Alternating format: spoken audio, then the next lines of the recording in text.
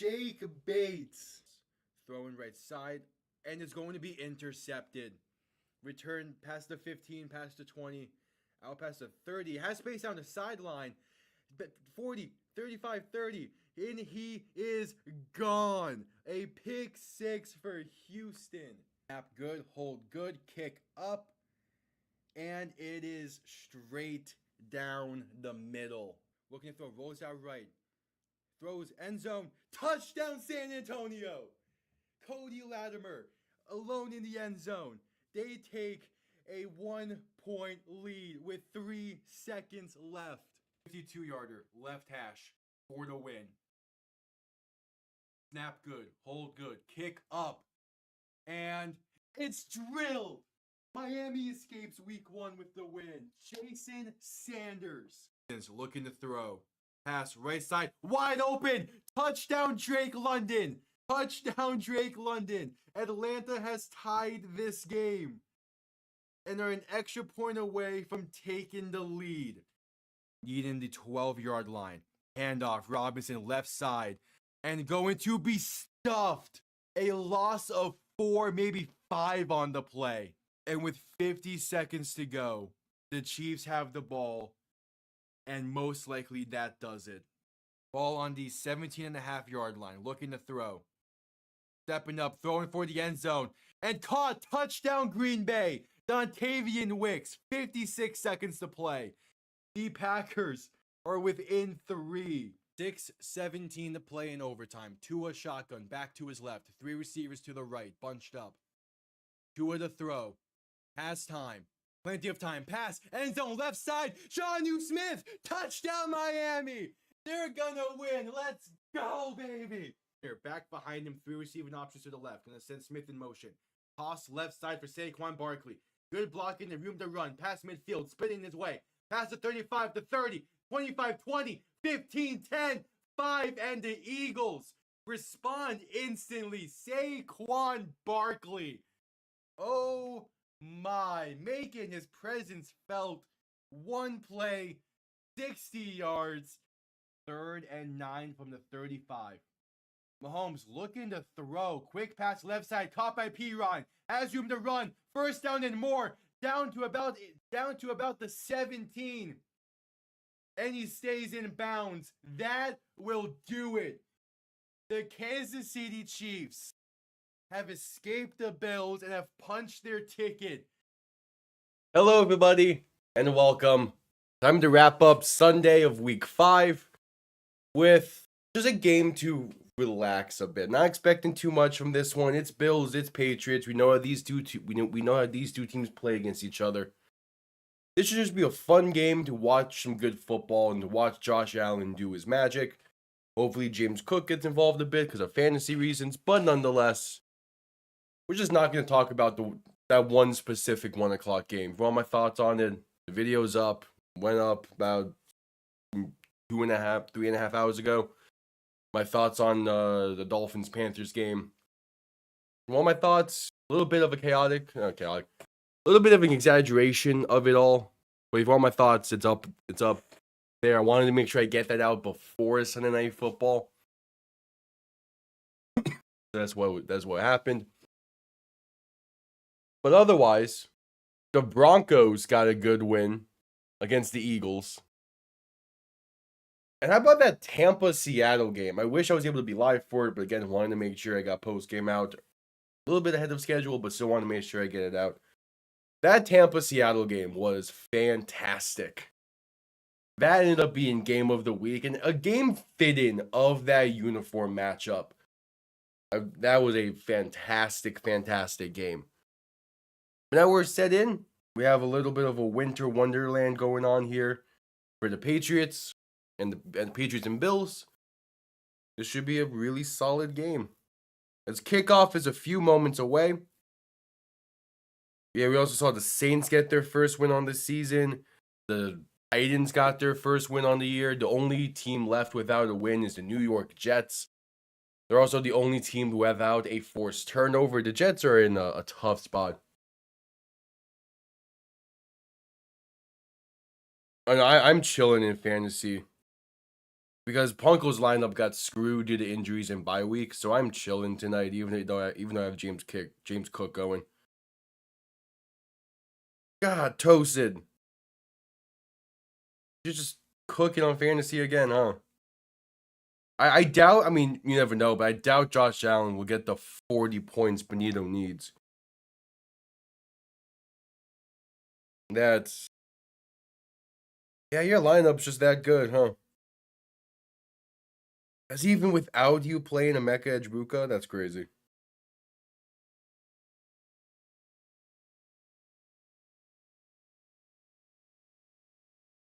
Oh yeah, T-Fox in a rough spot with his lineup.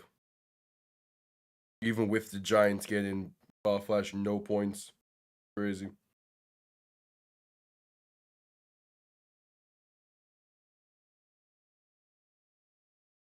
I'm not sure if we've really gone over this. Flash has 4 quarterbacks on his lineup. Like, what?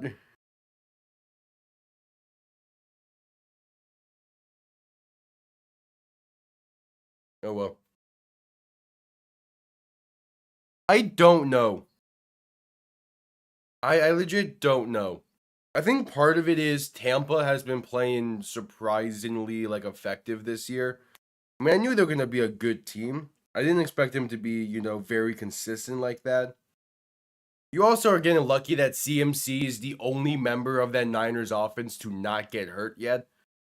Typically, CMC is the first one to go down. He's been the only one not to so far. Javonte Williams is also having an incredible season, like surpassing all expectations there.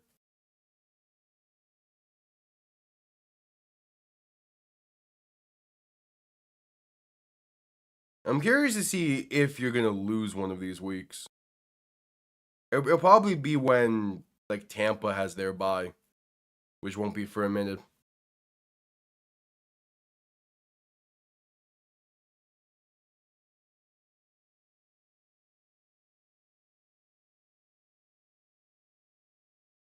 Yeah, I think Tampa has a week 10 bye. It's a relatively late bye week that they have, I believe. Yeah, week 9. That's actually God, their schedule is easy.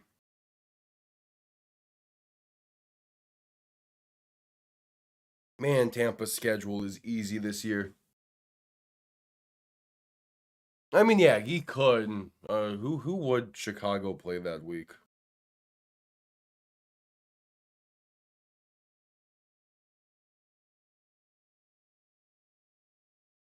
When does Chicago play Monday night next week? No way, right?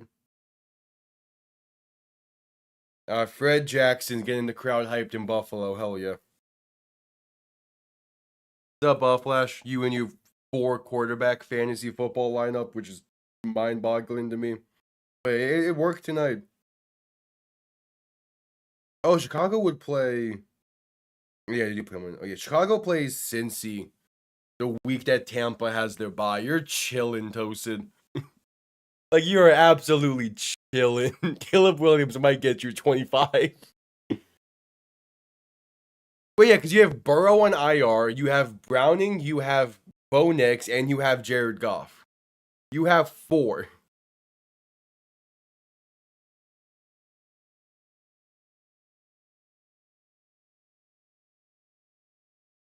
Yeah, your lineup is damn near foolproof.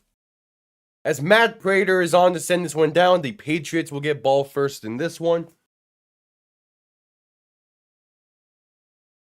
The Patriots? Nah, they're just wearing their normal home uniforms. Okay.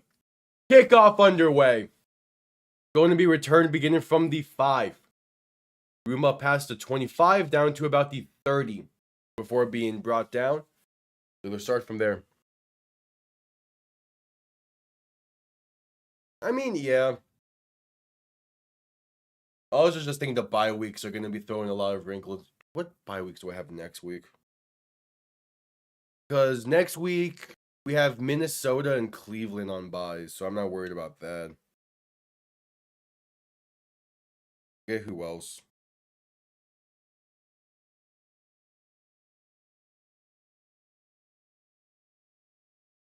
Do I have no one on bye weeks next week? Huh. Pass left side for Drake May. He's going to be caught by Stephon Diggs. That's a nice pickup there for a first down and then some. Yeah, it's just play action boot. Stephon Diggs was open on that left side. Good moves to get past the 40 in the first down. Well, that's for the trade deadline. Waiver wire will always be there. May under center going to toss this right side for Ramondre Stevenson, but going to get nowhere. A loss of about 2 or 3.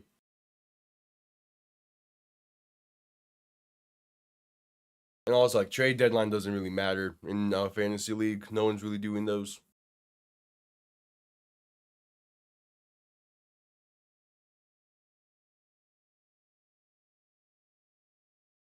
Part of me does want to try and get like a dynasty league going for fantasy, but that's just not, that would not be a good idea.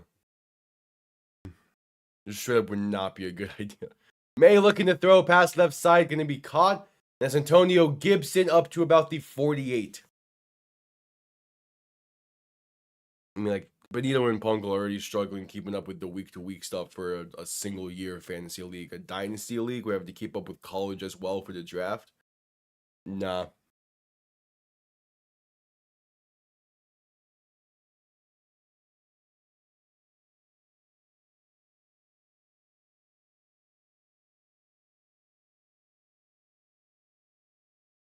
All right, 3rd and 7. May in shotgun back to his left. Going to shift the back to his right a bit. May looking to throw. Bill send 4. Pressure coming and sacked at the 45. Too easy. That's Gregory Rousseau on the sack. And the Patriots will have to send this one down.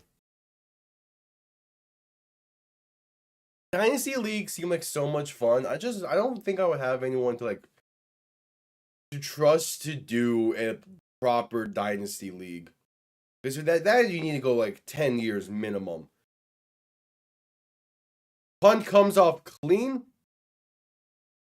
Going to be fair caught at the 14. So Josh Allen and the Bills will start from there. Like, dynasty leagues are a legit commitment. I think we can probably get enough people to care about it for an NBA one. Also not sure if those exist. So a dynasty league is essentially fantasy, but you keep your team year over year, and you have to and the draft you do each year is to draft every single rookie that's coming in. So essentially, it's like you're running a team, and you have to build to try to become a dynasty. It sounds fun. Again, it's something that you have to do for 10 years plus to fully get the full effect of it. Yeah, it is sick. And again, I think it would work better for our group. It would work better for basketball and the NBA, I think. I think football is just a little bit too much with it.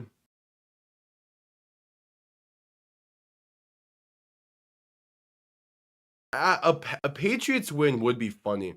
I kind of just don't care. I know the Bills will lose eventually.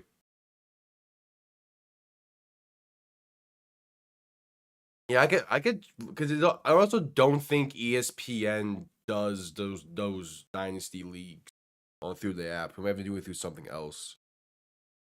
But again, that would be a really fun thing to do. And again, especially for basketball, it would work really well.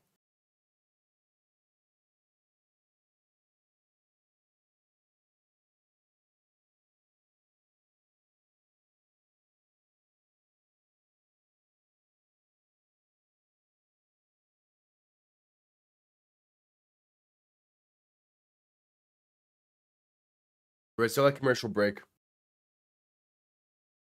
Let me see. I go create a league. Let me just see. ESPN has it. Bots.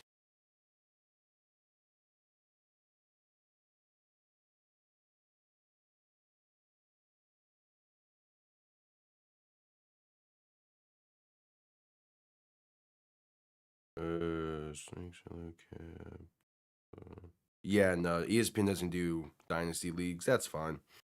We need to find somewhere else to do it if we want to. All right, just coming back from commercial break. 1st and 10 for Buffalo from their own 14.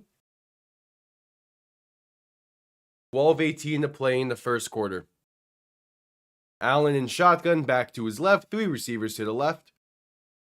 Sending a man in motion left to right. Going to look to throw.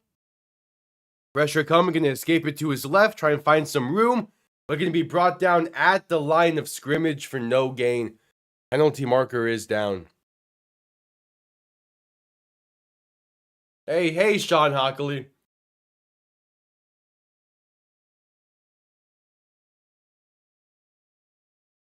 Goated ref right there.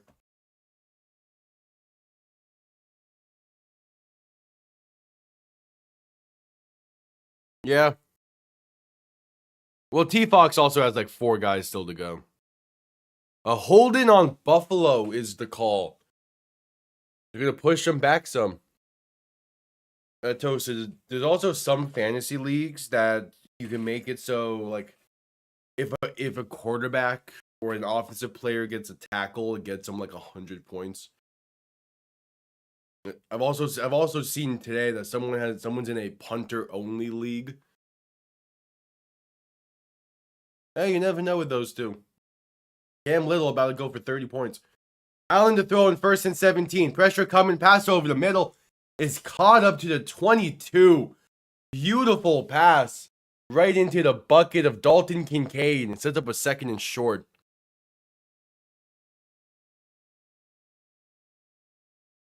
By the way, I also have the Tigers Mariners division series game on in the background because there's nothing else to have on in the background for a game like this. Because typically on the other monitor, I'll have the rosters, but I know both of these teams pretty well. So I don't need to have their rosters up. Allen under center, back behind him, 2 receiving options to each side. Going to hand this off up the middle for James Cook. Trying to bounce it right side and does. Going to pick up the 1st down, get past the 25, and out of bounds into 27. Oh yeah, that was still a great game. Like Seattle's going to be just fine if they're able to perform like that. Like that's a really, really good game that both sides played. Again, it was gonna come down to whoever made the one mistake, and both of Seattle's losses this season has been because of one mistake from Sam Darnold. Well, I guess the San Francisco game's a different story. Handoff up the middle to James Cook and get about 2. Yeah. And he had the Titans come back with Arizona fumbling out the back of the end zone and then fumbling an interception into the end zone to get Tennessee the touchdown. Like, what? Now it's just like that Tom Mix's Strouds have given like Arizona a lucky charm or something. That was quick pass from Allen left side, going to have some room up past the 30 to the 33. That's Khalil Shakir on the reception. Man, that's a really good win for Tennessee. And those are kind of the wins I was expecting from them this season. Those wins where you didn't really think they could do it entering the week, but they play well enough, they play gritty enough, and they sneak away with it. They could probably get a few more of those this year on top of like the New Orleans game that they have and some other easy opponents. Allen in shotgun for 3rd and 4. 4 receiving options to the right, looking to throw. Allen, pressure coming, rolling to his right, trying to buy some time. Throwing left side, that's caught. Pass midfield down to the 46. It is Dalton Kincaid on the reception. Yeah, they needed that one bad. But I mean, Arizona is in a very weird spot because they should have lost to New Orleans. They should have lost to Carolina. They now lose to Tennessee and lose to Seattle. Like they were some lucky bounces away from being 1-4.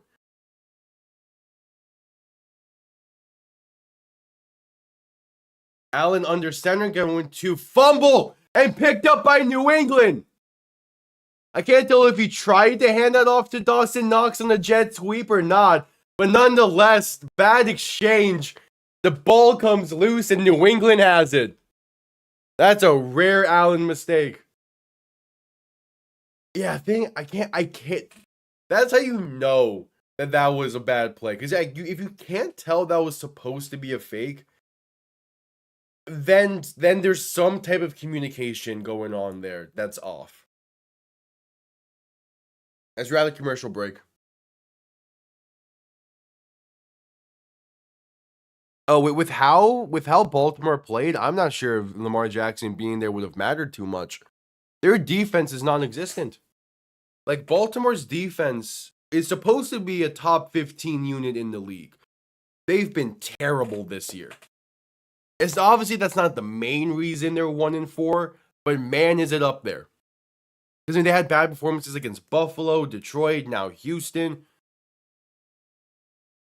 Technically Kansas City, but I'd more so blame that on the offense and the defense.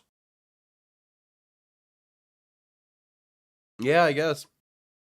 I mean, that win against Tennessee last week for Houston, that was a great win. And if they can start building off wins like that, and like today, they're going to be in contention for that division. Even with how well the Colts played, don't count out Houston just yet.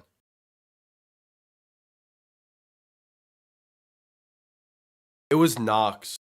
But exactly, but because Dawson Knox wasn't ready for it, it makes me think it was a fake. Or at least might have had that option to be a fake. Clearly there was some communication not going, like some miscommunication going on there. Because that's not a very Bills-like mistake to make.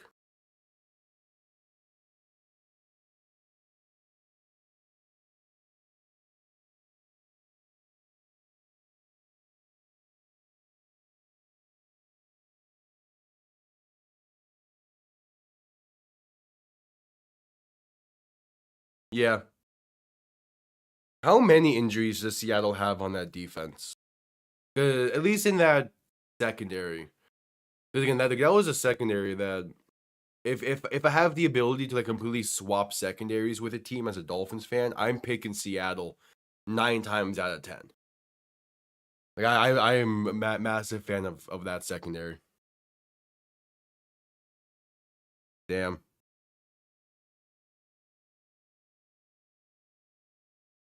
Okay. Yeah, that's tough. Which again, it also means that, you know, with all those guys having been out of the game, when they come back, that defense should be playing a lot better. May under center, back and fullback behind him as we're back from the commercial break. 8:20 to play in the first quarter. Play action looking to throw. May with some time, dump off over the middle to Ramondre Stevenson, and ball comes loose! Stevenson, fuck. Stevenson now fumbles, and Buffalo picks it up. He might have been down, though, so we'll see. The refs will discuss, but as it stands, the Bills just got the ball right back. Ruling on the field is a fumble picked up by Buffalo. Let's see. Yeah, that's a fumble. New England, come on. Come on. New England had 5 turnovers in the loss to Pittsburgh 2 weeks ago.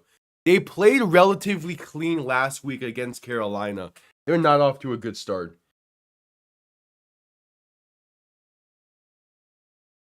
No, Sam Darnold was, I mean, yeah, the interception lost all the game, but besides, like, outside of that, he played fantastically today. A flea flicker here from Buffalo, and Allen looks to throw. Pass left side into some tight coverage, but it is still caught for a plenty of yards. First down and a whole lot more. Is that Curtis Samuel? Is Curtis Samuel still a Bill? That's the first question. I believe that's Curtis Samuel. Yep. Curtis Samuel on the reception. That's a great throw from Allen. They're past midfield. And there's a stoppage before the snap. We're going to get a review for this. Yeah, average Patriots. That's definitely, yeah.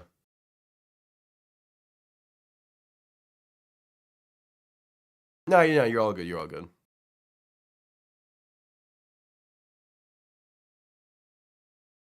What was Sean Hockley just saying there? Oh, it was what Buffalo didn't, yeah. Buffalo didn't let New England get a substitution in. That's what it was. Okay. Yeah, it might be, if Cincy wants to try and save their season, it might be time for Cincy to pull the trigger on the Jameis Winston trade. It might be time. And yeah, there's definitely that group of fans in every fan base that's just, no matter what, are always going to hate on every decision the team makes. Dolphins fans there's plenty of those. Handoff up the middle for James Cook is going to get about 5. So, like, especially after a loss like the y'all had, yeah, there's going to be a lot of negativity. And this is coming from a Dolphins fan who, during the post-game video, just said to relocate the team to Montreal. It's overreactions right now. It's not even Monday yet, but yeah, tomorrow's going to be fun. And then you have the post-game pressers from like McDaniel, and I'm just like, this dude knows he's fired. Allen under center, gonna toss this left side, and there's some room for a first down past the 30 to about the 28. Penalty marker down though. This was it Ty Johnson on the carry?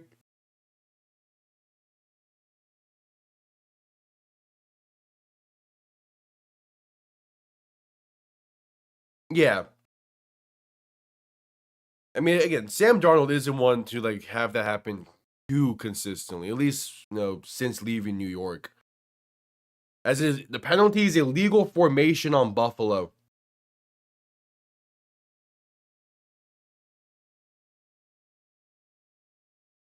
But yeah, I think Seattle's gonna be just fine. Hell, a friend who's also watching that game texted me afterwards saying that he has a feeling that those two teams will see each other again later on in the season. I will definitely pay money for that to be like the NFC Championship game or something, because that was a great matchup. Allen looking to throw in 2nd and 10. Pass right side is incomplete. Trying back shoulder to Keon Coleman, but he wasn't quite prepared. 3rd and 10.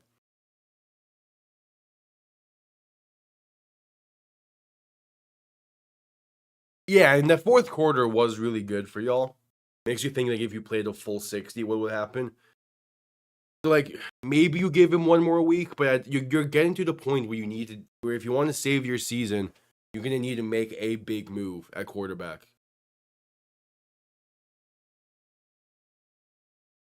Honestly, the Dolphins are already ready to go to Cancun, so I wouldn't be surprised if that's the move. Pass left side on 3rd and 10 for the slot fade is incomplete. Looking for Keon Coleman once again, but some really, really tight coverage. And it's a 4th down for Buffalo. Man, that illegal formation was a drive killer.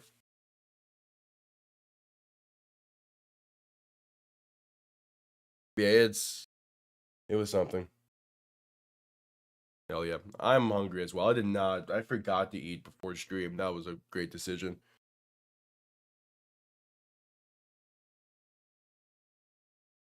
All right, the Bills are not going to punt this one away as the punt comes off clean, penalty marker down. And this will go out of bounds, probably near like the 15. See what the penalty is.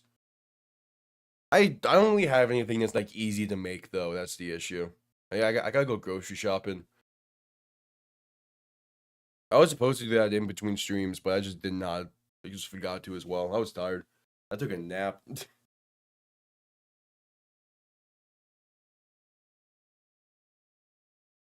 Illegal formation on Buffalo once again's a penalty. And a 5-yard from the end of the kick, so it'll be Bill Patriots ball at the 20. Yeah. I mean, like, I have popcorn I could make, but that's gonna take like at least 2 minutes to properly make, and it's also a bit messy. If I had like sandwich stuff, I would. But nah, I gotta go grocery shopping.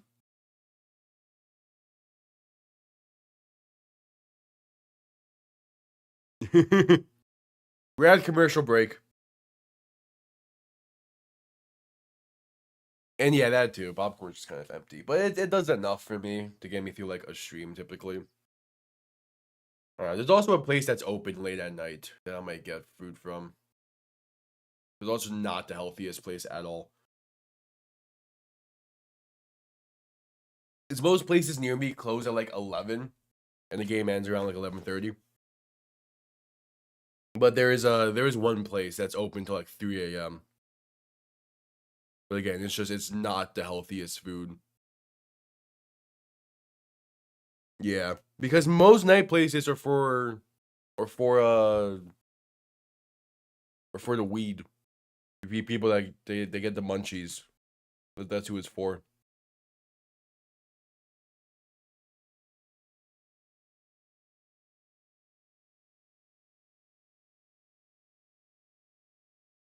But yeah, I'm excited for scripted as well. That's gonna be fun. Yeah, I mean, yeah, the place is called Fat Shack, and it's delicious. But again, it is not healthy.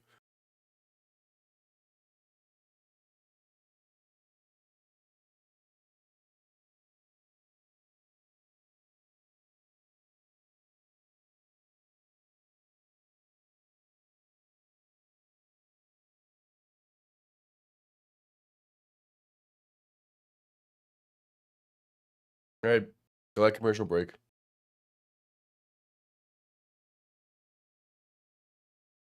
Yeah, East Coast, baby. Oh, yeah, if I was on the West Coast, I would not be worrying right now about getting food. But yeah, it's like so I had some friends visiting a few years back, and we went there because it was the only place that was open at night. But they had, again, it's delicious. Like they had a burger that was like the quad layered with cheese smothering each patty. It was great. But again, not something I'm really like in the mood to eat right now though. So I might hope for like there's a 24-hour drive-through place here. I don't know. I'll figure it out. Back from commercial break, May under center, back and fullback behind him. Going to hand this off up the middle, and there's room for Antonio Gibson up for a gain of about 8 to the, was that 28?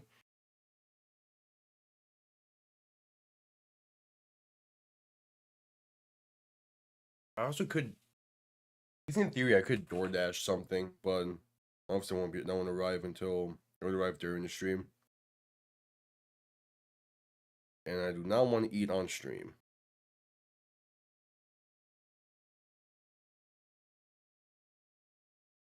May under center, back and fullback behind him, a 2nd and 2. Gonna hand this off of the middle once again for Antonio Gibson. Gets up to the 34.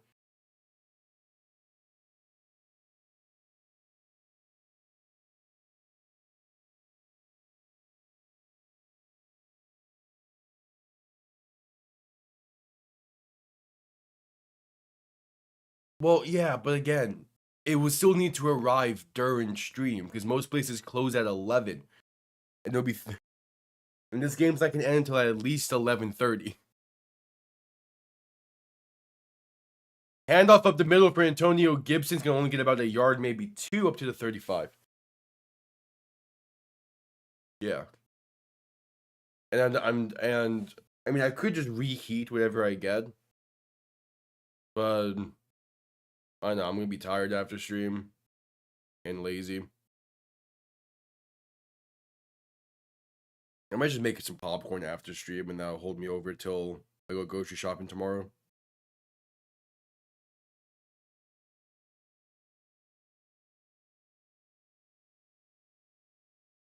May and shotgun back to each side, looking to throw. Pump faking, gonna just. Yeah, rolling it incomplete. Just kind of shovel past that forward at the feet of the supposed to be receiver screen. So a 3rd and 8 coming up.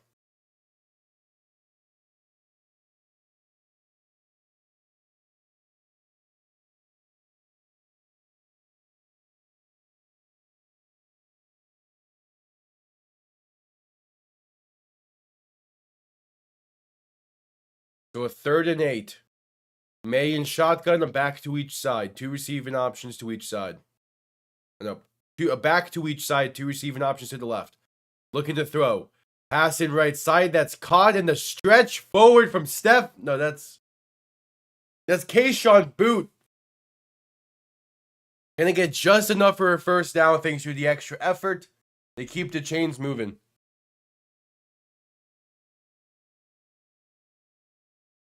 Also, this pitching matchup for Mariners Tigers, it's what, Screwball and Castillo?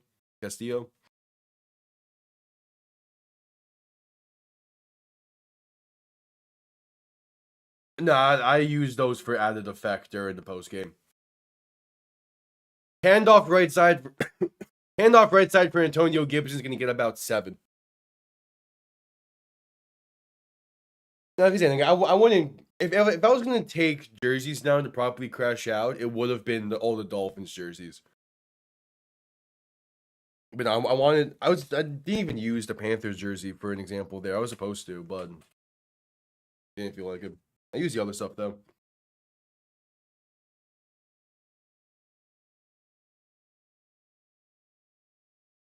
May under center, back and fullback behind him, gonna hand this off up the middle. And that gets right back to the line of scrimmage for no gain. So 3rd and 3 coming up. All I know is that I'm excited for Tuesday when the Panthers begin their season.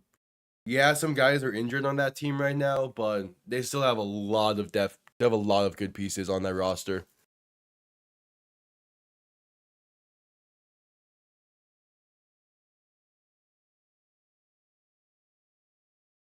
May in shotgun, back to his left.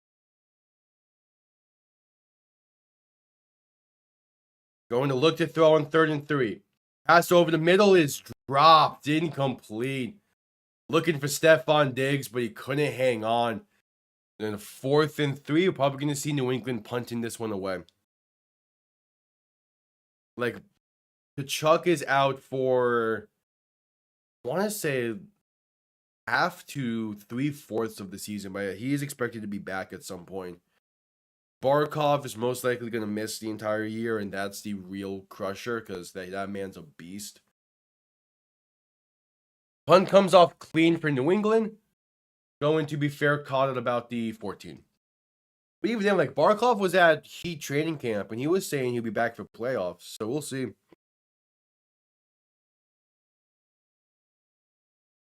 Yeah,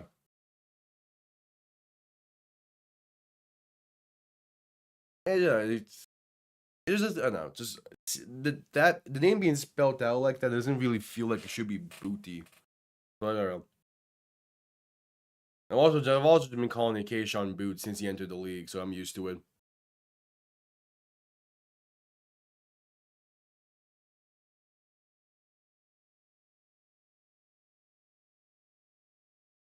Still at commercial break.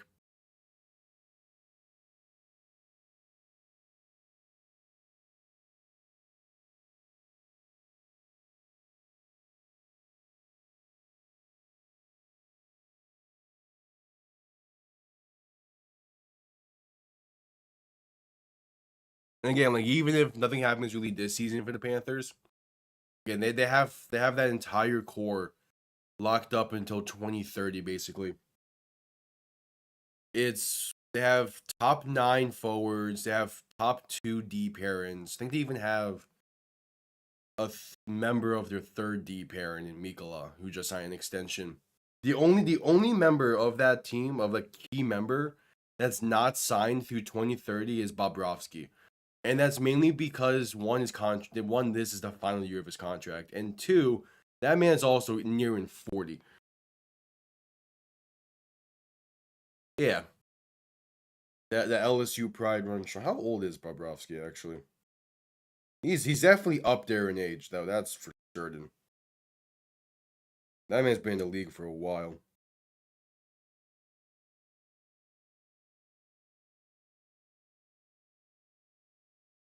Yeah, he's 37. Like, if he gets another contract, he'll probably get like 3 years.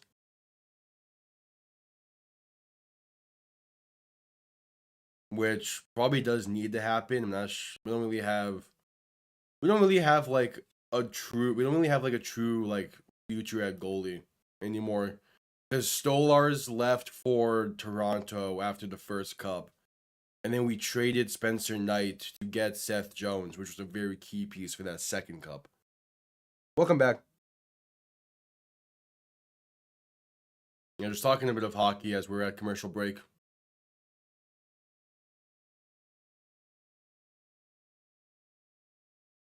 All right, Allen under center, back behind him, 2 receiving options to each side.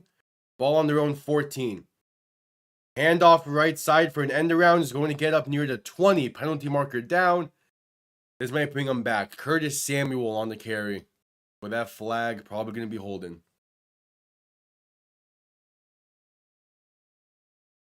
The only complaint I have with these jerseys is that there's no field paint to go alongside them.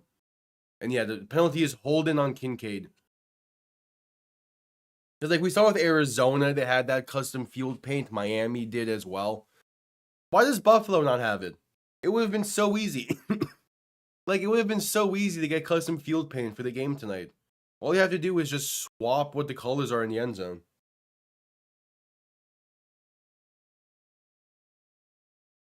Yeah, also, their owner is also cheap as hell, so there's that.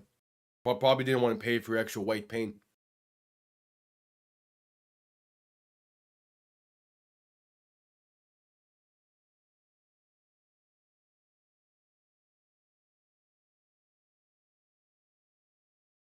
I mean, it wasn't like... I liked it because it was something different. It wasn't just, recolored end zone. They actually put effort into it, and it had, like, the state flag there. So I liked it. I liked their end zone art.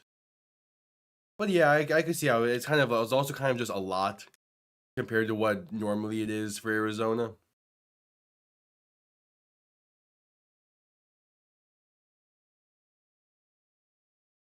Yeah, again, the end zone was cool. Like, I'm excited to see what the other end zones are going to look like. I imagine San Francisco probably won't change that much either, because they're keeping with that very similar branding to what they have currently, or that same theme. Same with what we saw today from the Jets end zone, we might see that for their end zone art, which is just like a very slightly different end zone, which still looks fine. Allen to throw in 1st and 17. Pass left side is caught, and ball comes loose. Another fumble. Who has it?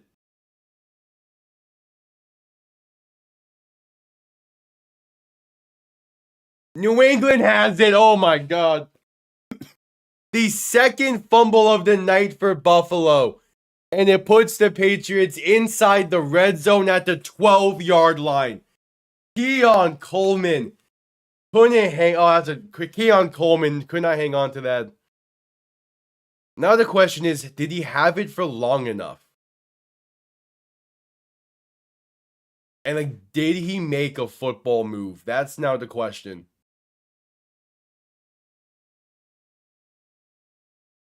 They're gonna review this. Yeah, it's gonna be one of those kind of games. Which, to be fair, these are also the same teams that played against each other, where the Patriots won by throwing the ball 3 times one week. May under center, back and fullback behind him. Ball on the 11. Handoff left side. That's going to lose a yard for Antonio Gibson. If New England does not get a touchdown here,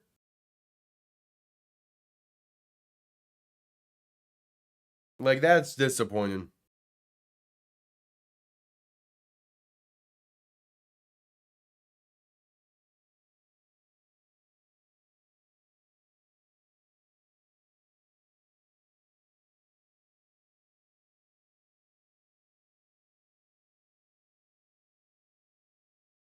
May gonna play action, look to throw in 2nd and 11. Pressure comes quick. He's going to throw this at the feet of his tight end. Yeah, that was a game where it was like 20-mile-per-hour winds. And Mac Jones threw the ball like 3 times. And they still got like a 7-point win.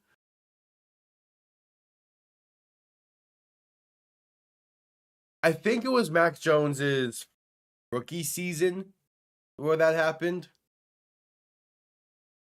It was a rough game to watch. 3rd and 11. May in shotgun back to his left. 3 receivers to the right. Going to look to throw.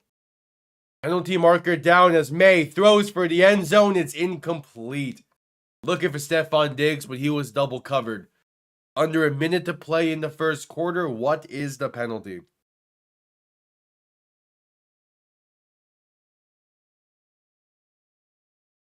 Yeah, it was one of those games. Honestly, that game might get a video at some point. It's illegal formation on New England. Will be declined, and it's a 3 and out. And they're going to settle for 3. You had 1st and 10 from the +11. And all you do is go backwards a yard. Crazy.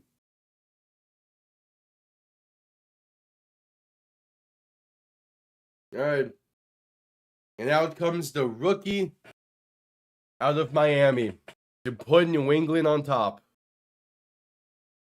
A 30-yard kick from the left hash. It is up, and it is right down the middle. I gave those to the wrong team. There we go.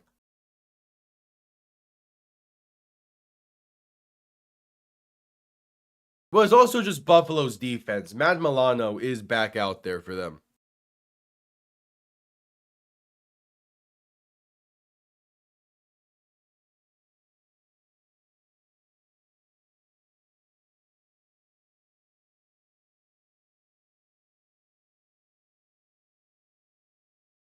"56 seconds remaining in the first quarter." Oh, yeah? But yesterday was such a weird day in college football. Like, what was Penn... Like, what happened with Penn State? Like, actually, what happened with Penn State? They probably just cost themselves a chance at the Natty with that loss. How are you losing to UCLA? Oh, yeah?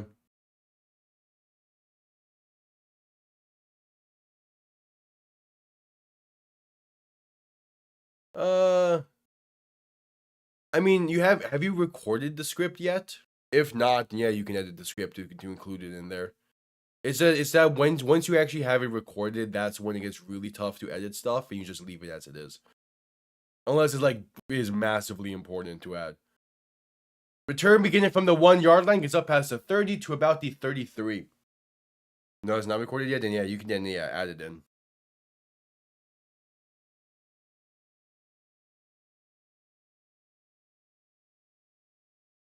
All right, the Bills take the field.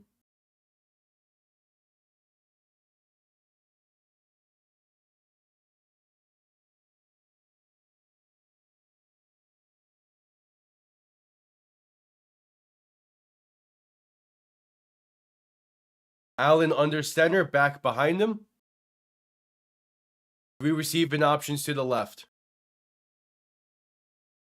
Sending a man in motion left to right as Allen going to play action, look to throw. Rolling left. Going to try and keep it himself. He gets about 3, up past the 35 to the 36.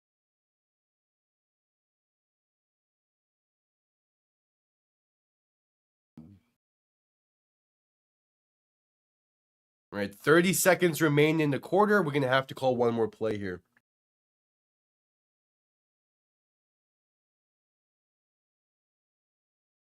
Yeah. It is, yeah, definitely. Like, recording sets up. Recording will give you a bunch of more ideas for the editing process. There's movement up front before the snap on 2nd and 7. And this is going to be false start on Buffalo. They're making a lot of mistakes tonight. Deion Dawkins called for the false start. They're playing some uncharacteristic football.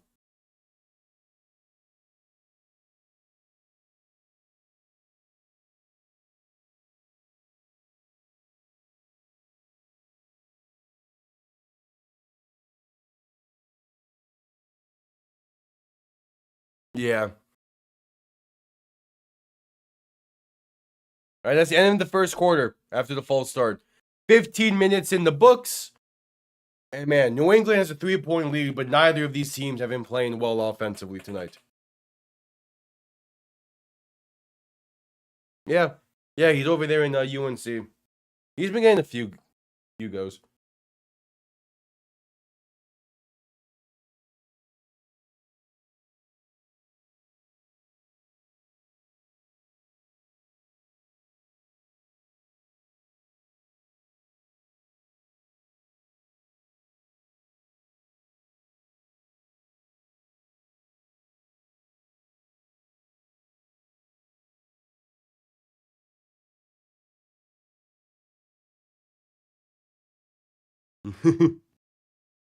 Yeah, I mean that was the whole point of those Snickers commercials. Was the whole "You're not you when you're hungry." So exactly, Bob. Exactly. So yeah, the next best thing is a sandwich.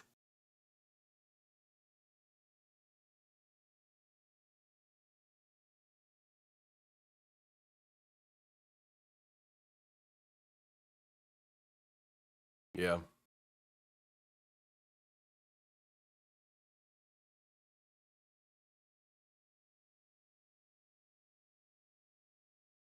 Yeah, those commercials were good for Snickers.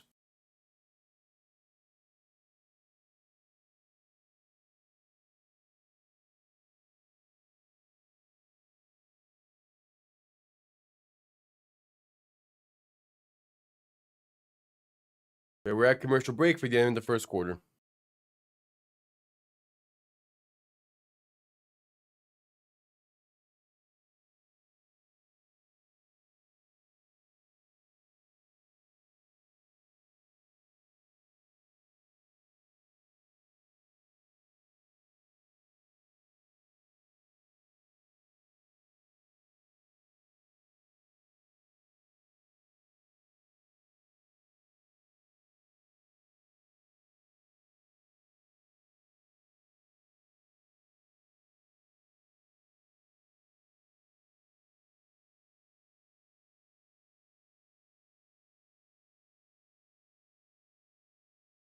All right, back from commercial break. 2nd and 12. Allen in shotgun back to his right. 3 receivers to the right. Looking to throw once again. Allen with time. Pass over the middle is caught for the first down. Gain of 13. That is, I believe, Dawson Knox. No, it's Kincaid.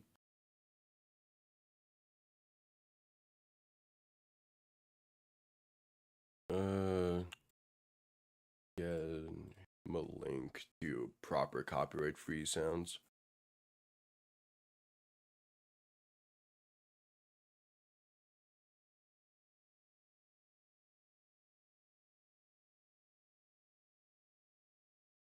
Allen going to hand this off up the middle for James Cook. Going to be about 4.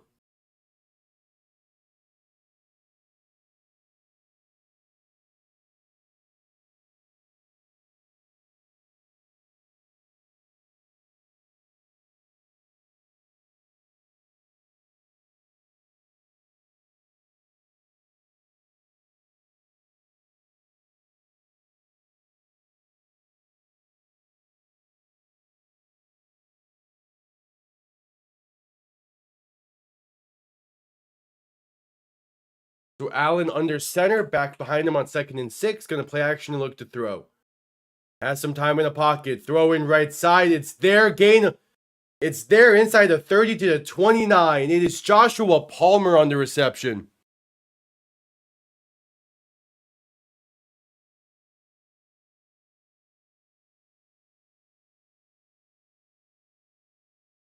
Yeah. But San Francisco still sits on top of that division somehow, despite how banged up they are. Yeah, what's the sour than sweet? That's just the Sour Patch Kids, right? Those are delicious. Hey, candy is solid. Toss left side on 1st and 10. Can get up to about the, what's that, 26-ish? Yeah. I don't get candy that often. Because if I'm going to get like a snack of some sort, I want it to be like relatively filling.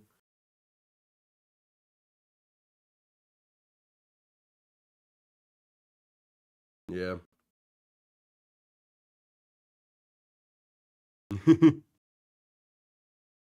Yes, salt. Yeah, salt and vinegar chips are solid. I prefer like the Lay's barbecue. That's always my go-to. Allen looking to throw in 2nd and 7. Quick dump off right side is going to get near the 20 before being brought down. Khalil Shakir on the reception. A 3rd and 1 coming up.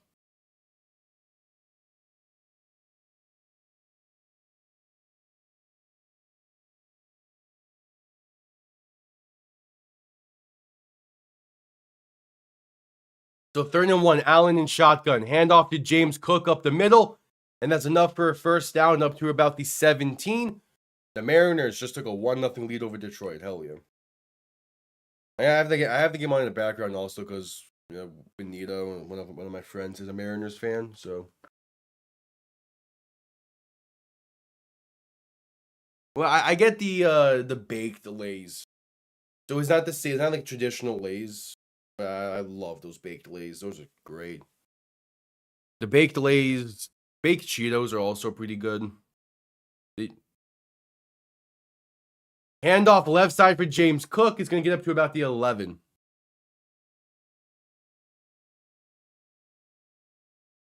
Yeah, I haven't really tried Ruffles that much.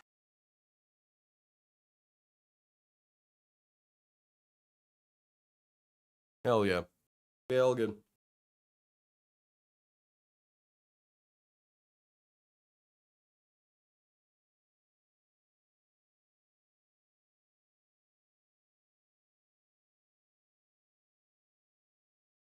All right, Allen under center, back behind him. 2nd and 4.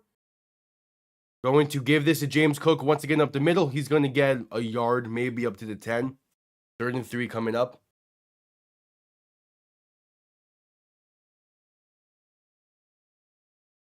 I also like the Cool Ranch Doritos, but the ones I like specifically is the low-fat Cool Ranch. Those are great. They just don't sell big bags of it. You need to get collection bags that like a school would get. Because those are specifically made for school vending machines, but they're so good, and I wish I can just get a bunch of them. Allen alone in shotgun. 3 receivers to the left, 2 to the right. 3rd and 3. Going to keep it himself up the middle. Now trying to shovel past this to Shakir. Either way, they're going to lose about 4, maybe 5. Penalty marker down, though. We'll see what this is. Oh, if this is on New England, they just cost themselves. It might be an eligible man downfield because Allen was clearly not supposed to shovel past that. That was a desperation play from him.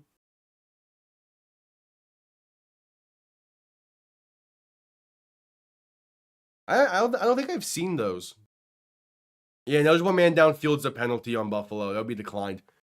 I don't think I've seen the late night edition stuff. Oh, there's 2 penalties on Buffalo. Both are declined. Okay. Drake May might get 150 passing yards tonight. Like he's that's a maybe. Both offenses have not been good so far tonight.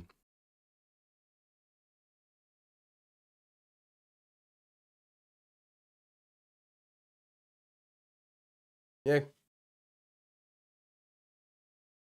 Matt Prater on him for the 31-yard field goal. Kick is up, and this game is tied. All right. Yeah, good luck with that. Yeah. Yeah, I haven't seen those Baflash.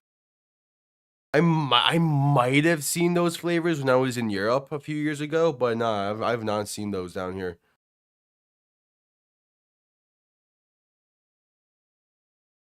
There's like the traditional nacho cheese, Cool Ranch, and then the spicy versions of those two. That's pretty much all I've seen. I'm curious on how the buffalo wing one would taste. Because I can, because that's the one where I'm like, I'm not too sure how Doritos would handle that.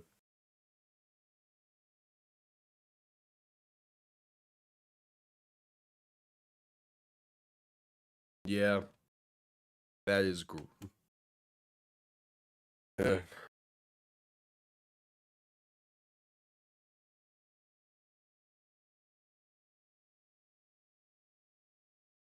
we're at commercial break.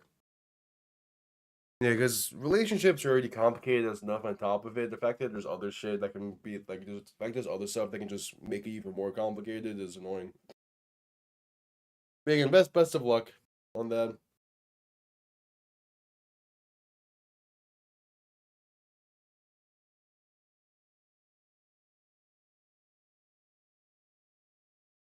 Okay. Yeah, that makes sense. I know. I'll keep an eye out for those late night edition ones, but I doubt we get many of. I mean, maybe if I go to like a Bucky's, I'll find them, but definitely not at like a typical like Publix or other grocery store. I don't think. Yeah.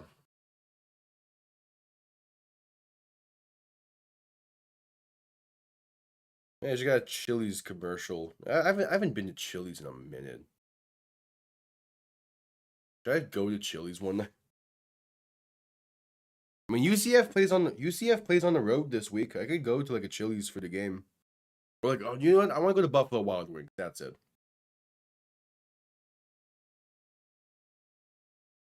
It has been a hot minute since I've been to Buffalo Wild Wings.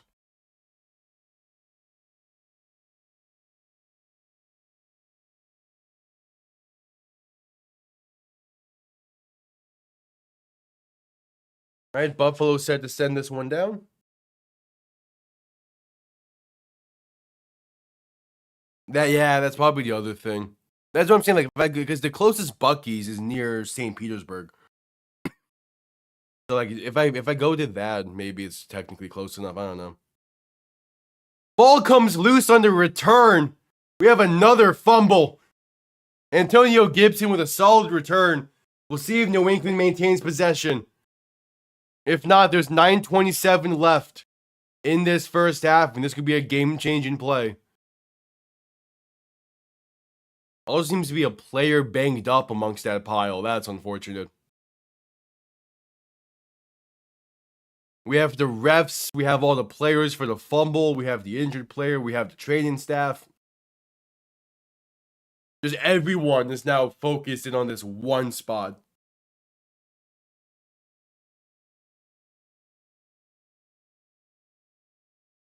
That was definitely a fumble. And New England maintains possession. Okay. Gonna be their ball near, what's that, the 27-ish? We had another fumble. Yeah, exactly. B-dubs is good. It's been a while, but it is good. That's why I kind of want to go. I'll go because I think UCF plays at noon on Saturday as well. So that's perfect timing. I go for like the first half, and that's like my lunch for the day. You got to play at noon. Yeah, honestly, I might go. We're at commercial break for the injury timeout. Yeah, that's the fourth fumble of the night. 3 have been lost. This is the only one that's been maintained so far. It's it's weird.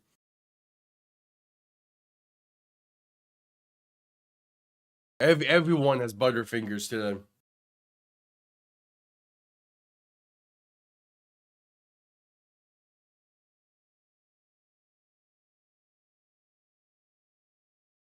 Yeah, I mean it's a divisional game, so it wasn't going to be like not every divisional game can be Giants Cowboys from week 2, right? So it's evening out the quality of divisional games.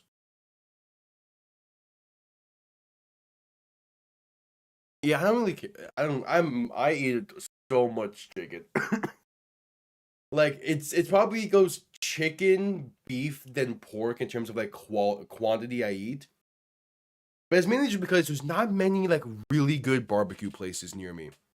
And also, barbecue is just not the healthiest. I would, if I, if I could, like, it's a case of, like, if you can eat anything without having to worry about gaining weight, man, I would devour pork every day. But instead, I eat a lot of chicken. So it's like, it's like chicken teriyaki, Dave's hot chicken, grilled chicken at like Pollo / Chipotle, Buffalo Wild Wings chicken wings. Although from B-Dubs, I typically get their patties. Those are pretty good. Yeah, I am massive chicken, but I don't care for Chick-fil-A. I don't.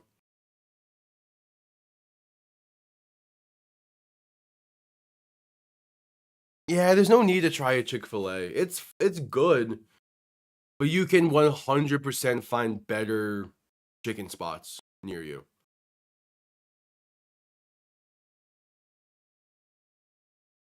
Yeah, I don't care for fish that much. Like if it's if it's there, I won't say no to it. I could go for like anytime there's a good salmon, I can go for a good salmon. But it's not my first option. May looking to throw, pass left side, caught, gonna be a gain of about 4. That's Stephon Diggs on the reception. Yeah, salmon's like the main fish I would eat. There's not much else. I've tried sushi, though at the same time it wasn't like proper sushi, it was grocery store sushi. So I probably need to go to like a proper spot to get sushi and try it again.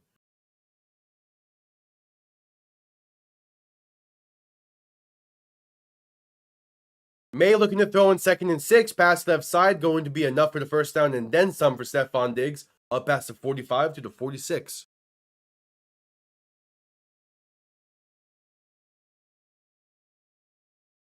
Yeah, I know my sister really likes tuna to the point where she ate like tuna on crackers during our 10+ hour flight back from Europe. And everyone on the plane hated her. Like tuna is just not the food to eat on a plane. Play action looking to throw. Pass over the middle is caught down to midfield. It is. Yeah, there's Travion Henderson on the reception. You get some action.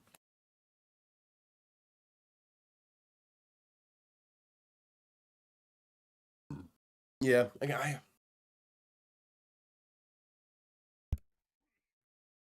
there was just one place near me that I've been wanting to go back to because it's been a minute, but it's since became a primary sushi place. So now that I think about it, I'm like, yeah, I might go there and try some sushi again. We'll see. May looking to throw in 2nd and 6, pressure coming and sacked. A loss of 2 back to the 48. It's a 3rd and 8 coming up.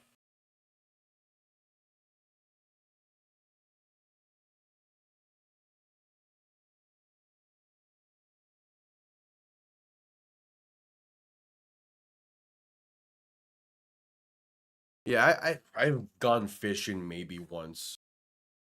I've never been like a seafood person, but I'm definitely willing to try sushi again if it's like at a proper spot. And it's like a spot where like they don't have anything else I would much rather eat. Looking to throw in 3rd and 8. May. Pressure coming. Rolling to his left. Penalty marker down. Stacked. Back near the 45, but we'll see what the penalty is. Yeah, that might be something this week I do. Is go to that place and try some sushi again.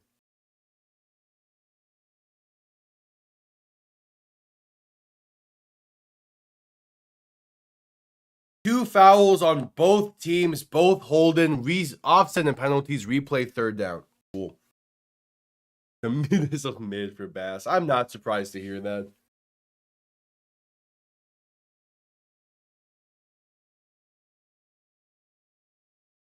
Yeah, like me and my friends never really cared to fish. Even though like we lived right by a lake. We just never cared to go fishing. It was always hey, let's go outside and play like football or some other stuff.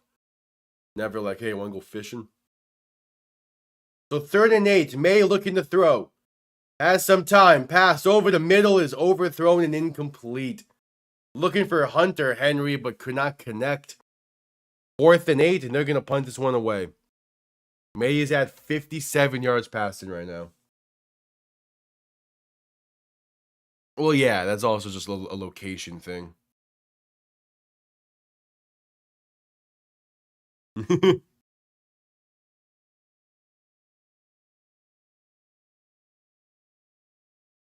Speaking of, I don't know why I'm bringing this up, but is Mike Trout going to stay an Angel his entire career? I feel like he needs to go somewhere else at some point. A beautiful punt gets downed at the 10. The Bills will start backed up in their own territory for like the 3rd time tonight.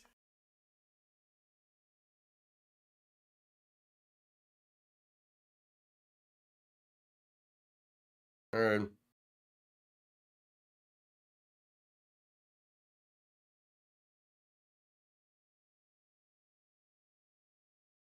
yep, commercial break. This has been a massive field position battle, and it doesn't feel like either team's winning it. You're going to St. Louis in 2 years. I honestly, should the Pirates just say fuck it and trade for Mike Trout? I feel like there's all these like hypotheticals surrounding Pittsburgh, and none of them are gonna happen because their front office is just inept.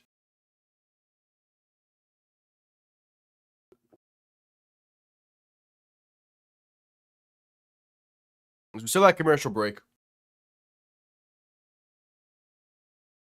Also, speaking of St. Louis, we're expecting Friday to get news on what cities are going to be added to the UFL.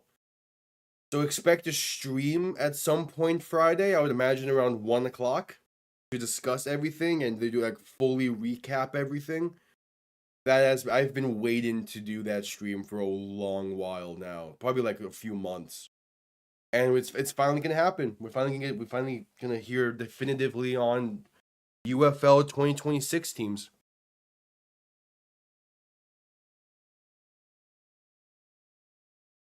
Well, also most of the fumbles are taking place or have taken place near midfield. The one fumble that didn't is what caused the Patriots to get on the board. The Bills play down to their opponents a little sometimes, and this is one of those games. I think Omaha has been like rumored, but unlikely to happen this time around. Same with Tulsa. It's like a one or the other type of thing. Where it's like if you get Omaha, you don't get Tulsa. If you get Tulsa, you don't get Omaha. The current 3 that are like very heavily implied is Columbus, which is guaranteed, and then the other 2 is Louisville and Orlando. So we'll see. Again, Friday we're expected to get the announcement, so we'll go from there. But yeah, it's gonna be a change. What, Mike Trout? No, isn't he still a center fielder? I mean, if any team that goes together might change him. But I'm pretty sure he's still a center. I'm pretty sure he played primary center field for the Angels this year. Handoff up the middle to James Cook. Gets about 3. Yeah, Columbus is confirmed. They sent out a post and everything like a few months ago talking about season tickets for Columbus. That is confirmed. We just don't know what team is going to Columbus. And that's the real interesting part about all of this, is what teams are going where. But we'll see. There's also been also amongst the announcement from the other day is like, hey, look out for expansion in 2028. We might see some teams coming back, aka Michigan. Allen gonna take it himself left side on 2nd and 7, and there's room. Pass a 30 to the 32, maybe 33. Get him to here. Yeah, like the biggest, not the 2 shocks. Like everyone knew Memphis was leaving the UFL this year, and they're most likely never coming back. Michigan, they just had Ford Field just wasn't a great stadium option for them because it was this massive stadium and it just did not have like priority that they wanted. But Michigan will utmost certainly be back once expansion happens because the MLS team up there is getting a new stadium in like next year. So Michigan will be back, as the Patriots call their first time out. Michigan will 100% be back. That is a great market. They rallied behind the Panthers. I'm just really scared on how them coming back is going to do. Because they had the increase in attendance between 2024 and this past year. You then remove their team for 2 years and then bring them back. The attendance is not going to be the same for at least the first 2 seasons. And that's the issue.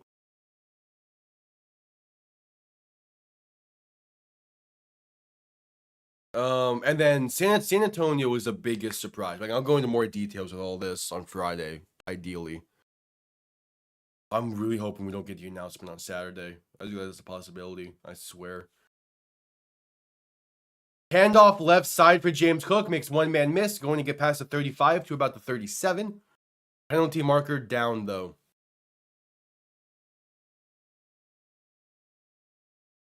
It's holding on Buffalo. They've made a lot of mental errors tonight. No, Columbus has not released their team name yet. That will most likely come on Friday or whenever the next announcement is, sometime this week. We'll most likely get the locations and the team names.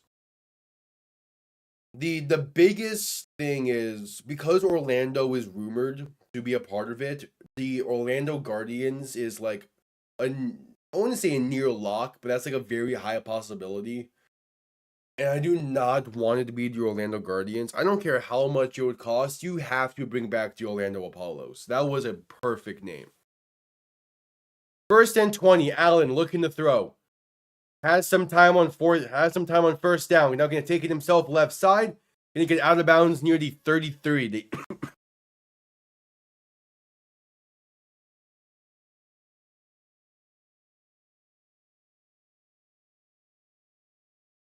Yeah, probably. This game has been filled with penalties and reviews and just some not great football, considering Buffalo is one of the teams.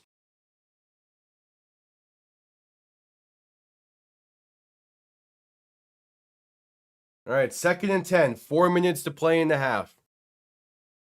Allen under center, back behind him. 3 receiving options to the right. Toss in this right side for James Cook.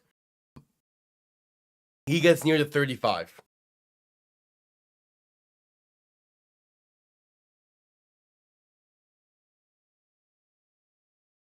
Yeah. And that near successful Hail Mary as well. Bye-bye, Philly. That game was great. Philly is going to drop, obviously. They lost. They're going to drop some degree. I'm not sure how much I'm going to drop them, though. Allen in shotgun, back to his right. 3 receivers to the left, looking to throw. Pressure coming. Allen unable to escape. He's stacked. Back near the 27. And it's 4th down. Where was this Buffalo team Thursday night against Miami?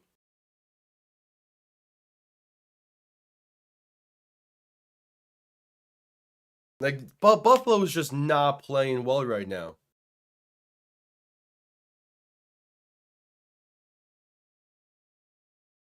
Anyway, they're not gonna have to punt this one away. New England's gonna have about 2 minutes ish to try and get points.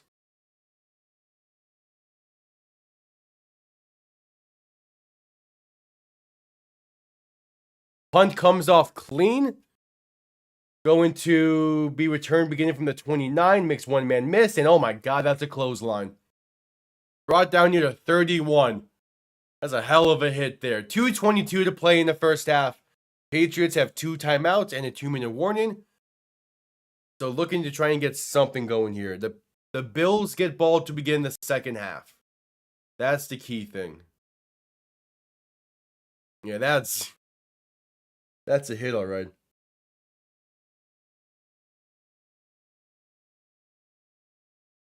Yeah, but that happens. Like, that happens relatively frequently, though. Where, like, the Thursday night game ends up being the best game of the week or stuff like that.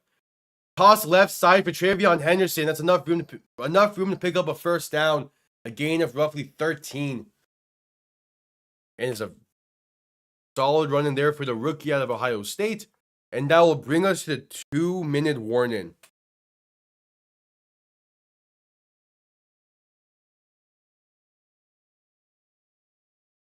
Two minutes to play in the first half. All right. This game has been something. This game has really been something. 2 minutes, commercial break coming up.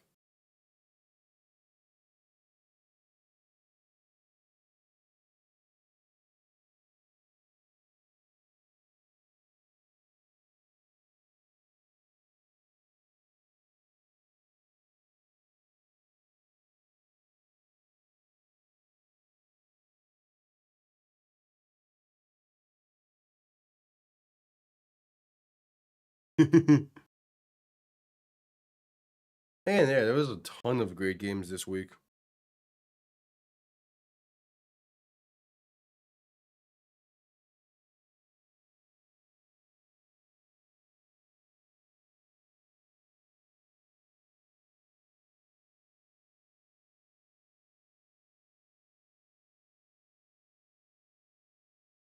Yeah, we're at commercial break.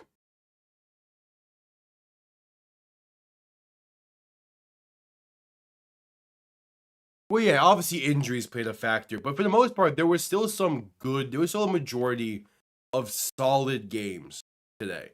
And that's the key thing. Even with injuries, like, as long as the games are entertaining, that's all that matters.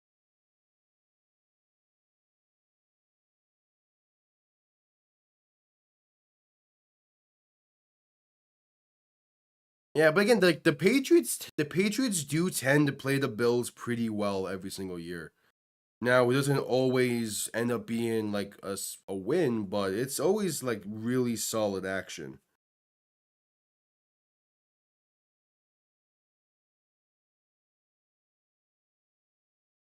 And I mean that is what we're getting here today. It's just some solid football. At least defensively. Like, this is one of those like good defensive games you can find.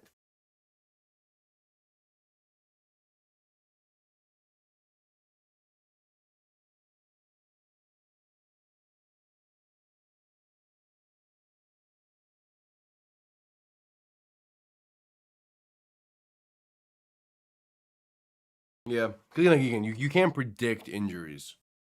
But that's also not what's been happening really this week, at least like for the primetime games.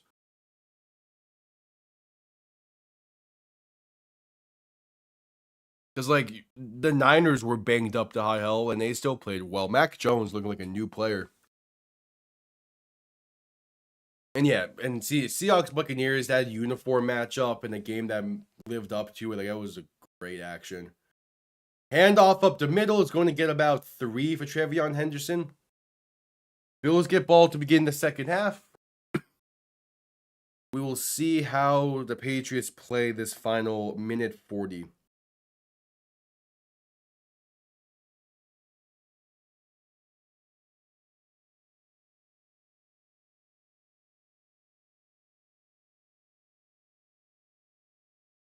So 2nd and 6.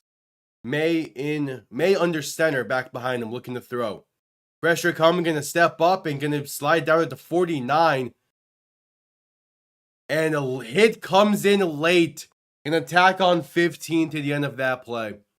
I was just waiting to see the penalty marker there. Calling it on Christian. Wait, that's Christian Bernard? Am I thinking of Christian Benford? I might be thinking of Christian Benford. Yeah, I was confused those two. It is Terrell Bernard getting called for the late hit on Drake May.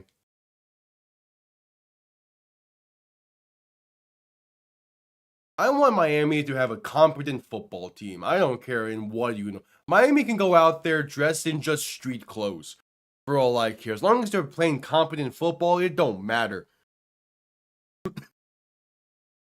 The Bills have 7 penalties against them. The Patriots have none. Man, I'm sure Bills fans are normal about that. Play action looking to throw. Pass left side. Copper and Ramondre Stevenson. Gonna get maybe a yard. Another penalty marker down. Odds are this is on Buffalo. Actually, I guess the odds would be this is on New England. Might be like an ineligible man downfield or something.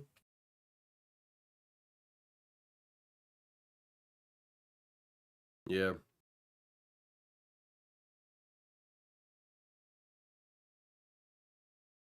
A minute 11 to play. The penalty is face mask on New England. Finally, they get something. Yeah, exactly. As long as your team is competent, it don't matter what uniforms they're in.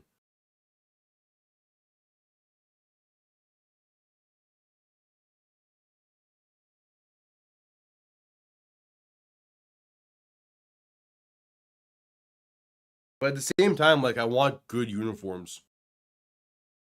So, like, Miami. Whenever you truly decide to go for that reset, also rebrand. Don't stick with this current Brandon. End this era.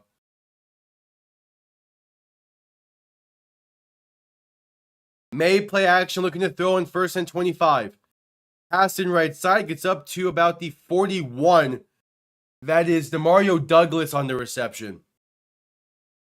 That's the thing, like, uniforms typically mark like beginnings and ends of eras, depending on for like most rebrands.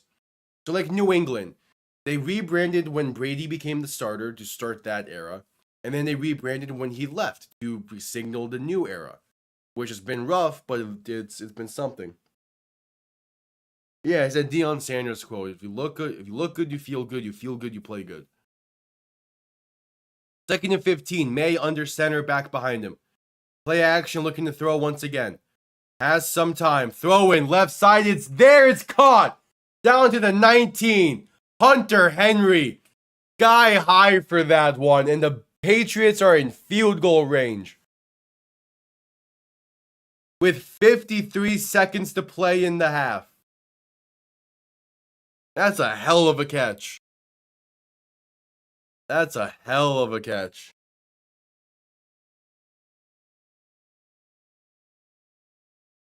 Well, yeah, the highlighter green that was just hurting the eyes. But there's also an alternate uniform. I'm talking about like just primary uniform options. It doesn't really matter. Buffalo has called their first time out. Yeah.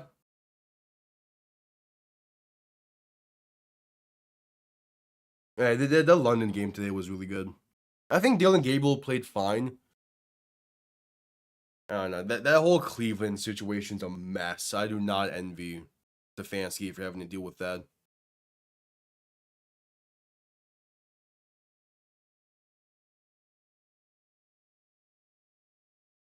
Handoff right side on 1st and 10 is going to get about 2 for Travion Henderson. Well, yeah, again, they have the licensing deals. Doesn't mean the uniforms won't look like shit. If the branding's not good, it's gonna be tough to get good uniforms out of it. Joe's called a second timeout. But yeah, it's like some teams we're getting to the point where just rebrand already. Not like change name or anything like that, but just get a new logo in there, get new uniforms. And kind of like start and have that be like a signal of starting fresh.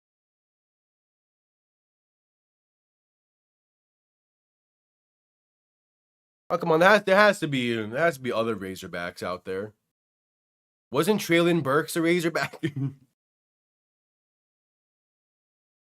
May under center, back behind him.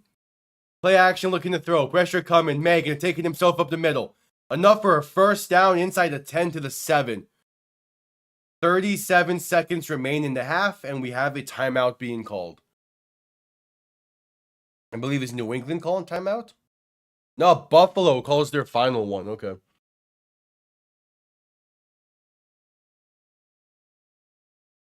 Yeah, I kind of forgot that game was happening as well. I woke up in plenty of time for that game. But I forgot it was happening, so I went back to bed. And I woke up like halfway through the first quarter.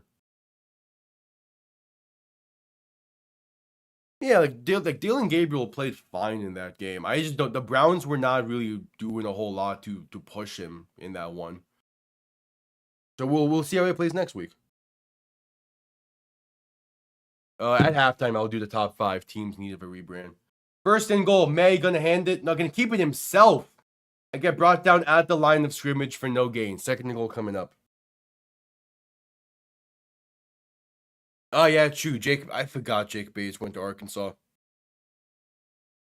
It's funny. I remember Jake Bates went to Texas State for like a year. But yeah, he was a kickoff specialist at Arkansas.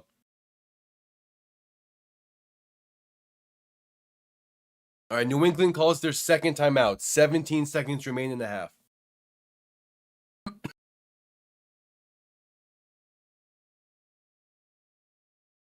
Tesla went to he went to Arkansas? I had my foot. He went to Arkansas?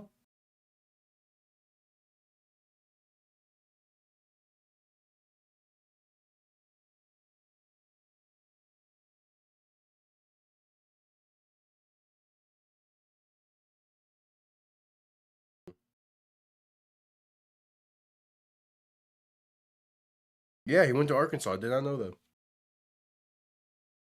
Yeah, I'm excited to see how his career goes. He's been making some insane catches for Detroit this year. All right, second and goal from the 7. May looking to throw. Has some time, rolling to his left to buy more. Still looking, gonna throw it front corner and incomplete. Short armed it towards Demario Douglas. If it was a little bit higher, it would have been there. 10 seconds to play in the half. Yeah, he did. Again, he wasn't someone that was on my radar entering the draft, so I didn't clock where he went to school. I just know that he's a Michigan guy. I kind of figured he went to like a Michigan school, but no.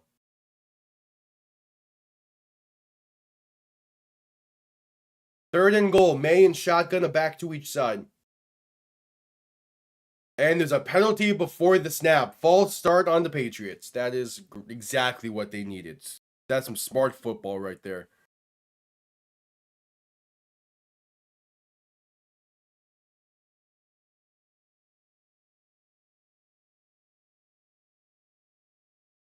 Ten seconds remaining in the half.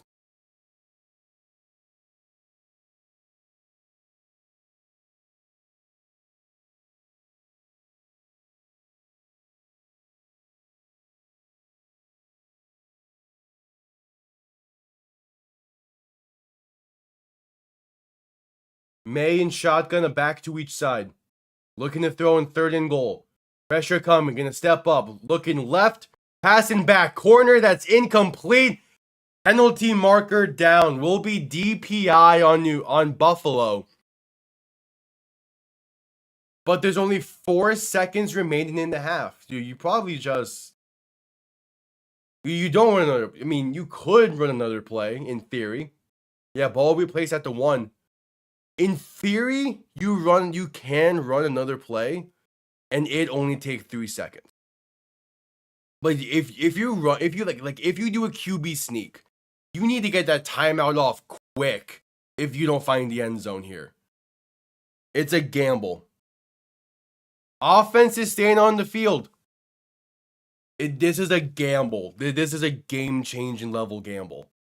May under center. Tight end and fullback behind him. Gonna look to throw. Pass right side is incomplete. They have 1 second. But oh my God, Hunter Henry. Off of his bicep. He couldn't hang on. That would have been game-changing. It's there. Oh, it's there. Instead, New England has to settle for the field goal. That's off. That's a game-changing play if he catches that. Because that is a gamble that would have paid off.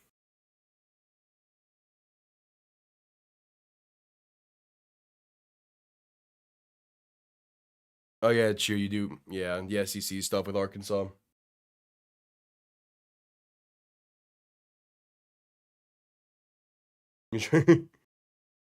Yeah, again, the Jets whole Brandon is just, it feels off.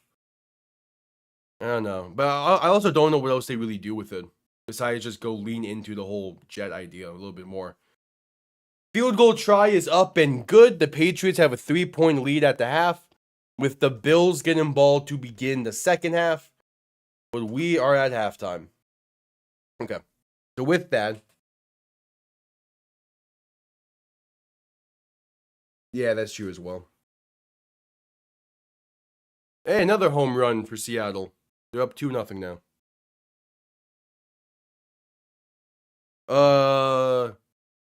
JFK, I think that's in New Jersey, but that still works. I mean, the Jets play in New Jersey. Because you have JFK, you have LaGuardia as like the main two airports in that general area. Where like if you go into New York, you fly into New Jersey through JFK or LaGuardia, typically. So yeah, both work. Yeah, just New Jersey Jokers. All right, I do actually want to dive into some of these rebrand ideas. Let me get the helmets first.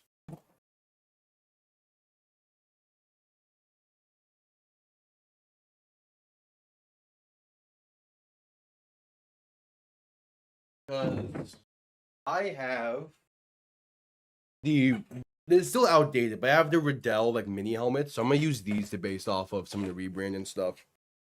Because I am a big fan of like helmets as well and making sure those look good. Yeah, aviation matters massively to New York and that whole area as a whole. Because it's the Jets. They don't think clearly. And they also just view it as the name itself is enough.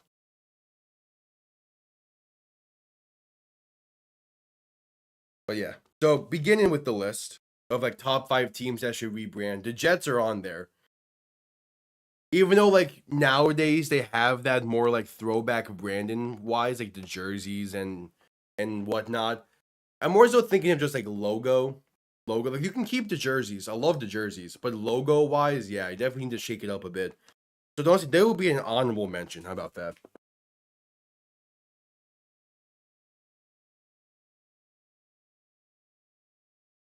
Um, just call it a redesign. All right. What other teams? The part of me wants to say Patriots, but at the same time, they rebranded recently. I just don't like their current jerseys all that much. But also, I don't know what you do with the logo. The logo is fine for New England. It's the jerseys that need some work. You know what, I'll throw it out there. Houston. The Texans have had that branding since they became a team in 2002. I would at least be interested to see how they shake it up. Nothing major, right? They have those 2 alternates that are really nice. But like at least throw some concepts. They have some leaked concepts out there and go from there, right? And see how the fans react to it. I'll at least like to see them potentially tackle it. Cleveland. I would like to see Cleveland tackle a rebrand. They're probably the one team in the league where I'll also say to change the name. Because they're very similar. I don't know how you handle a Cleveland Browns rebrand without like changing the name with it.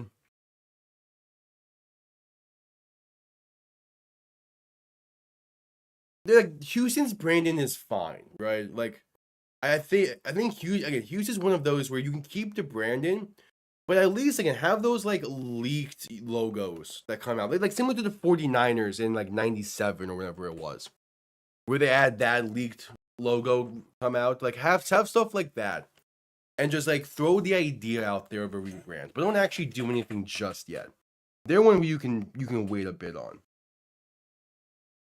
Yeah, it was like a different blue. I think it was a change for Houston. It wasn't anything massive. Yeah, like Cleveland needs an overhaul, but how do you handle the overhaul? Because Cleveland has been the Browns since the 50s. So like how do you handle that?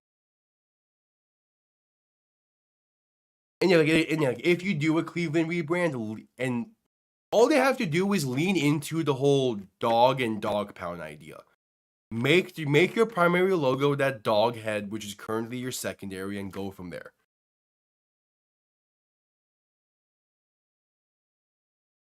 Yeah.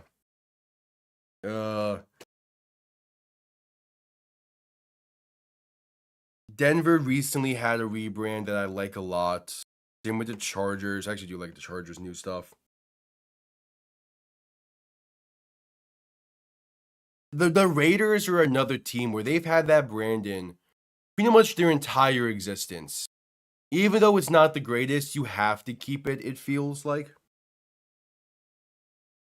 Same with the Colts. I'm not sure how you handle a Colts rebrand. Same with this, like some teams you just can't rebrand, even though they feels like they need to in some degree. You just straight up can't. The Chiefs are kind of one of those, but I've never really liked Chiefs Brandon, so I wouldn't be opposed to again like just having some concepts out there. Nothing like nothing like imminent. I wouldn't be opposed to Buffalo changing some things up when they get to their new stadium next year. But there's another one where I kind of doubt that would be the case. Yeah, like Steelers and Packers, there's no way they're ever going to rebrand, and they don't need to.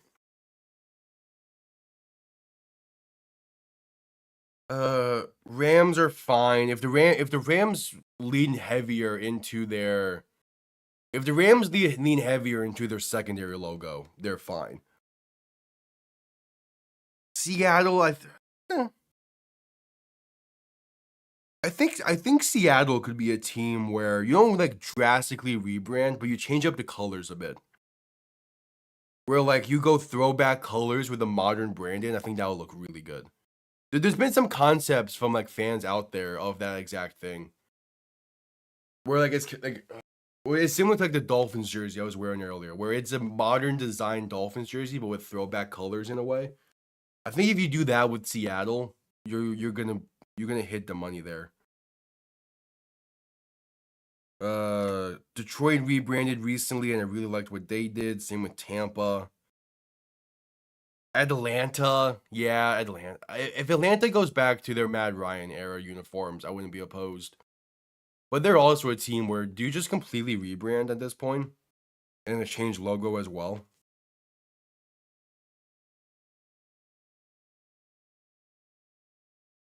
Yeah, like it's one of those where it's a solid brand, but I love the colors that the throwbacks are.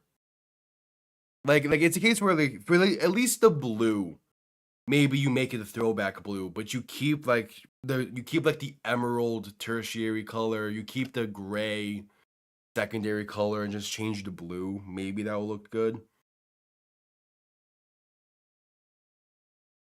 Honestly, the Panthers. It might be time for the Panthers to rebrand again. They're one where it might be time. Just same with Chicago. I think Chicago and Carolina are like the two main NFC teams that could be due for a rebrand. Obviously, there's all the reports about Washington and what they're gonna do, and that they're leaning towards bringing back the spearhead Brandon, which I wouldn't be opposed to. Yeah, yeah. I don't get what Atlanta has done with their current like uniform set. The Matt Ryan era was just it was great. Those uniforms might have been like busy, but they were really good at the same time.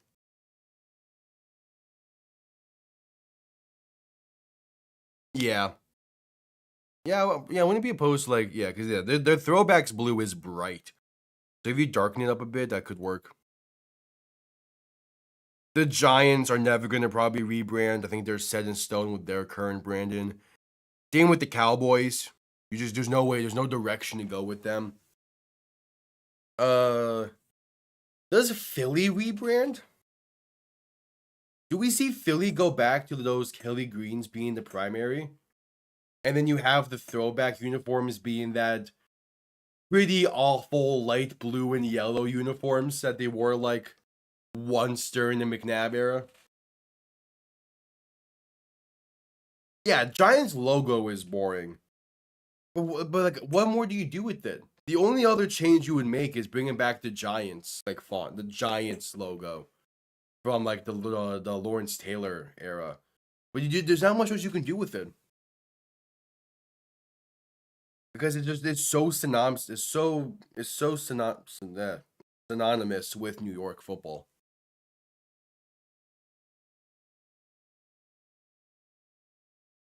I mean, yeah, you could also bring back like the giant person over the stadium. That could be an idea. The current Eagles branding is one where it was so much better when they won their first Super Bowl because the word mark. Them changing that word mark made that branding so much worse to me.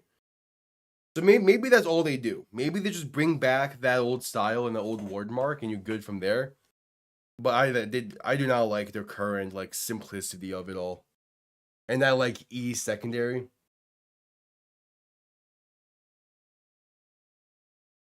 Yeah, it's dumb.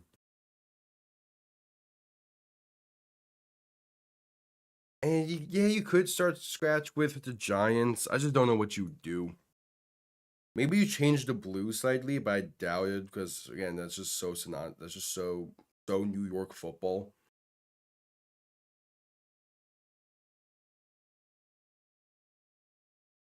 I think from the NFC, we'll see the Bears, Panthers, and Commanders rebrand next. From the AFC, I still want Miami to change up things, but I kind of doubt it. Steven Ross is pretty hellbent on this current Brandon being the Brandon of the Dolphins.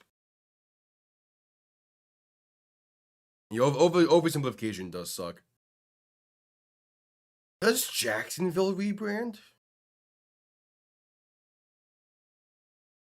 Who is he? The thing is, I like Jacksonville's logo currently, but their uniforms are way too simple. It's like it's all just a single color.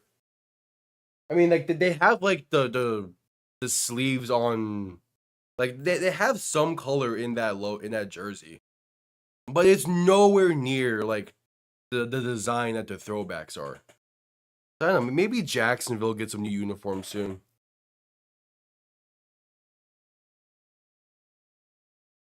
Well, their current helmets, they're certainly a lot better than that gold gradient that they had. The Ravens have been using that logo and those uniforms for what, like damn near 30 years at this point. Do we see the Ravens try and shake it up a bit? I doubt it.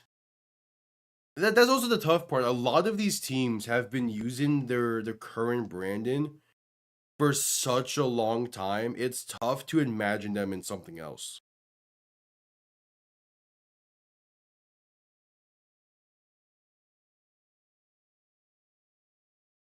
That's yeah. I mean, again, this current idea is they want to bring back the spear iconography, and I'm so down for that with Washington. I'm so down for him to bring back the spear iconography.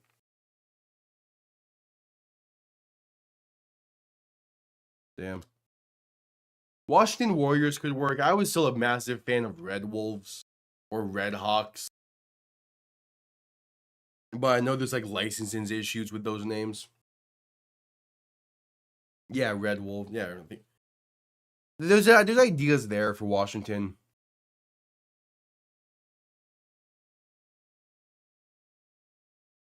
Oh yeah, everyone has been doing that since they announced the name of Commanders. It is too easy. It's too easy.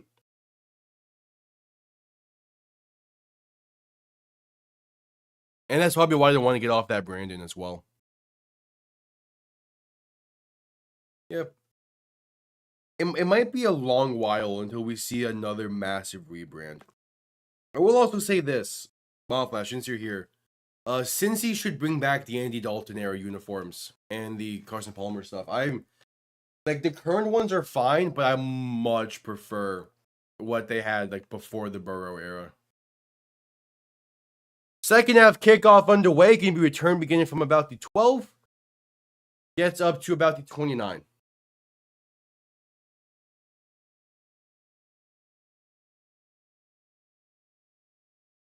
Oh yeah, I hate the B as well. Like, obviously, bring back the Tiger Head logo, but I'm just talking like purely jersey wise. Bring back the Andy Dalton era stuff, because those were so much cleaner. Like the new ones are fine, like they do the job, but the old ones were something else.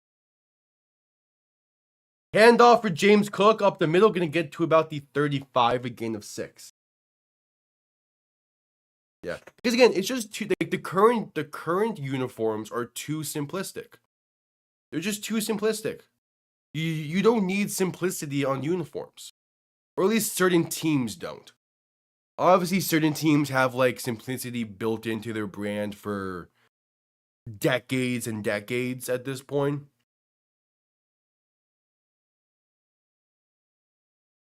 Allen under center, back behind him. Play action, looking to throw on 2nd and 4. Has time, pass right side, caught, and there's room for Kincaid. Pass midfield to about the 45. Well, they're obviously never going to pivot like that because they are a team in DC. But they're going to be pivoting to something, it seems, soon. Which good.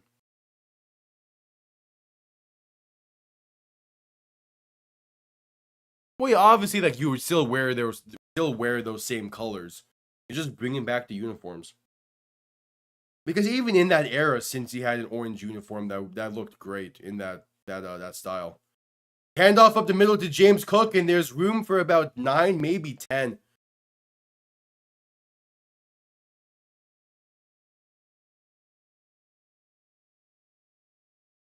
It would be funny, yeah.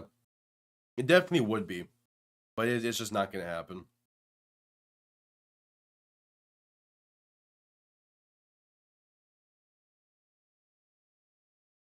All right, Buffalo been moving the ball well on this opening drive of the half.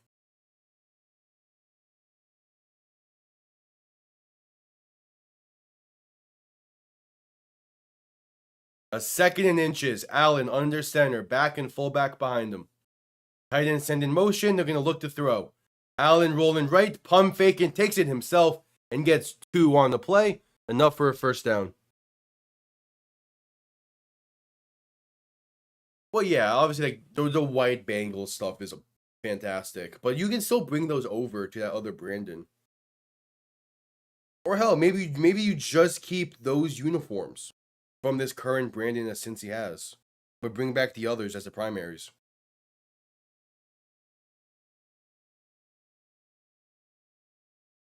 All right, 1st and 10 for Buffalo.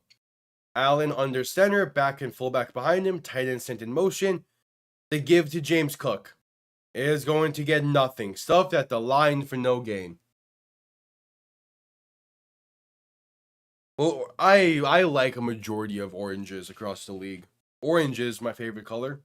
Like one of my favorite colors. So, yeah. I like y'all's orange. If it was up to me, y'all's primary uniform would be the orange uniforms and the black pants. I think that looks fantastic.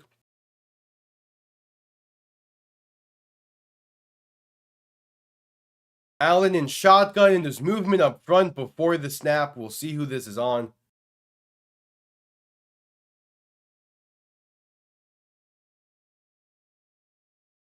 It is encroachment on New England.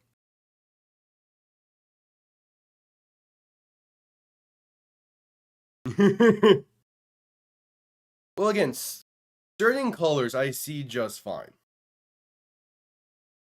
It's like it really comes down to just like what's the context behind me seeing that color, and if I get confused with it.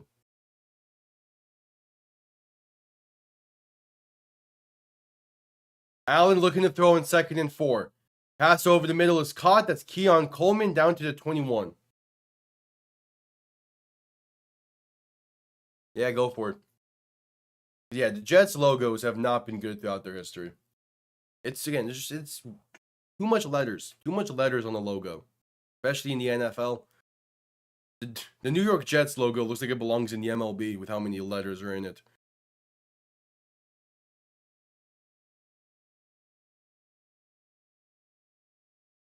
Allen in shotgun back to his right, 2 receiving options to each side. Looking to throw. Has some time. Pass right side is caught. That's going to get inside the 15 to the 14. It is Dawson Knox on the reception.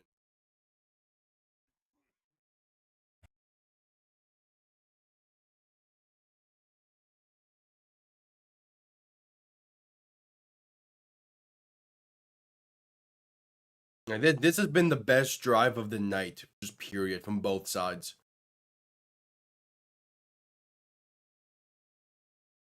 Yeah, you can get away with doing the NY in the logo. But like you don't need the whole New York Jets in your logo. It's too much. Quick pass left side, enough for a first down, getting out of bounds near the 5. Khalil Shakir on the reception. First and goal, Buffalo. It's red green colorblind, but it's kind of more so like an in general thing as well, because it's a very mild red green, which it can impact other colors if like the red or greens are close to it.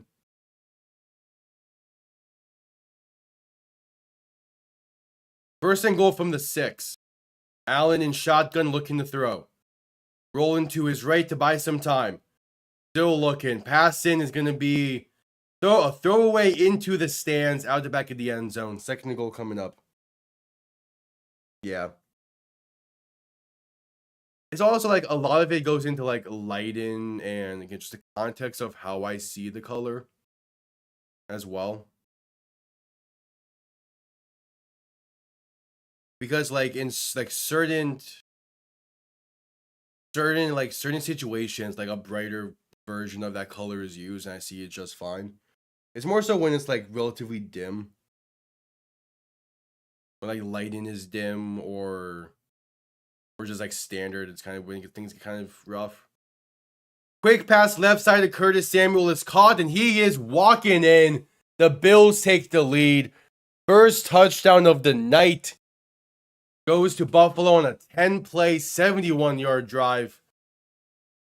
And with how these teams have been playing tonight, that could be the dagger. Yeah. And also, like, again, it's a very, like, I wouldn't say unique, but it's not like a typical red-green colorblind that I have. It's not like where, like, red and green look the exact same always. It's just, like, it's very specific on how it is. Extra point from Matt Prater is up, and it is good. That's where, like, I typically don't judge uniforms off of, like, the promo images.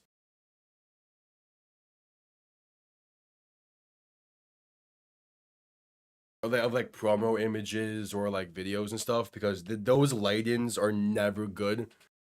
And it's always why I say I need to see it in game first before I can make a judgment, because that's when light-in is like peak for uniforms.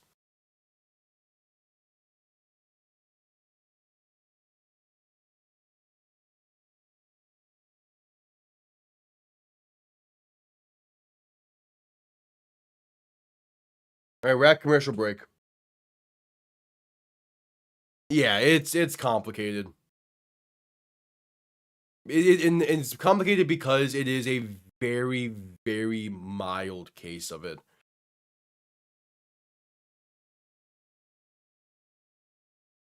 But again, in 99% of cases, nobody would know I'm colorblind.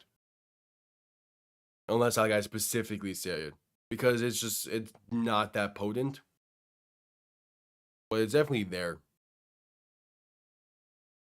And we're at commercial break after Buffalo takes the lead on the first touchdown of the night. We await the Patriots' first drive of the game.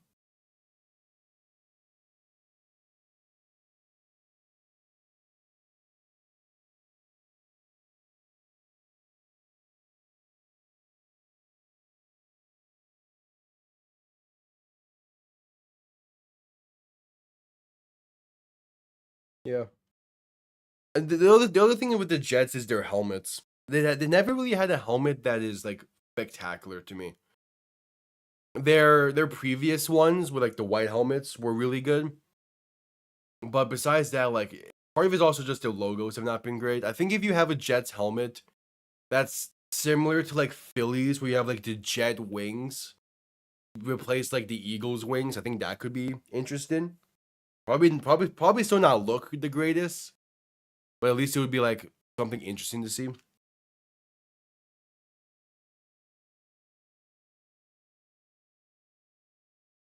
Yeah, I mean, y'all, since he redesigned hella recently, so even if there was like want to redesign in that front office, you need to wait another like 2 years, I think, because I think it's minimum of 6 years for every Brandon choice, unless it's like you change the name, or unless it's like Washington football team situations and stuff. That's why like we probably won't see the Commanders drastically rebrand until what 2030 if they're gonna change their name and whatnot. Kickoff underway, going to be returned beginning from the 3-yard line, up past the 20, down to about the 25 for Ramondre Stevenson.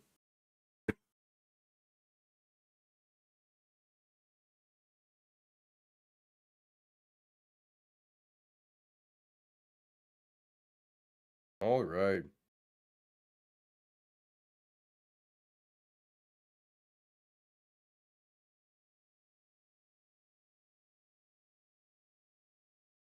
Waiting for the first play of this drive for New England. First drive of the half for them.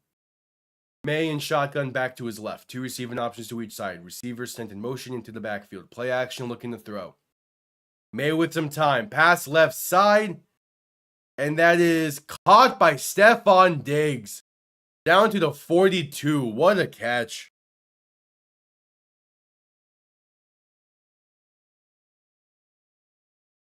What a catch.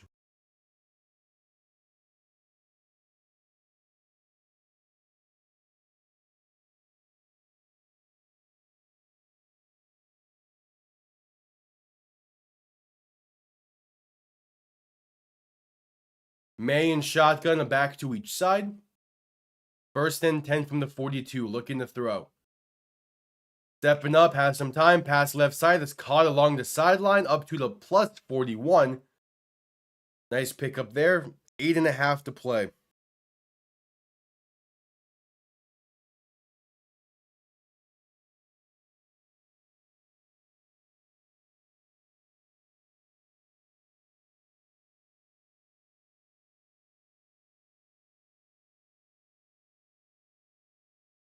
First and 10.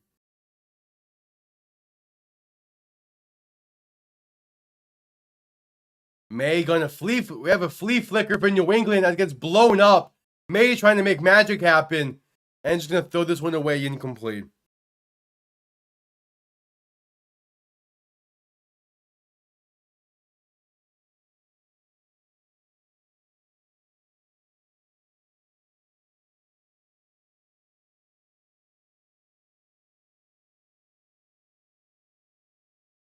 There's a penalty on Buffalo here, but gonna be illegal contact, and gives New England a first down.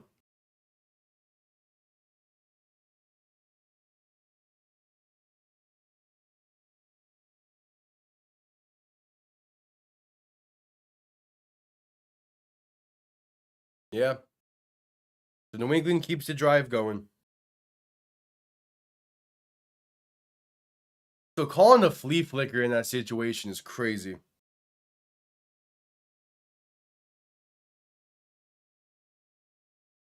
First and 10 from the 37 now. May in shotgun back to his left, handoff up the middle, and that's Trevion Henderson for about a yard.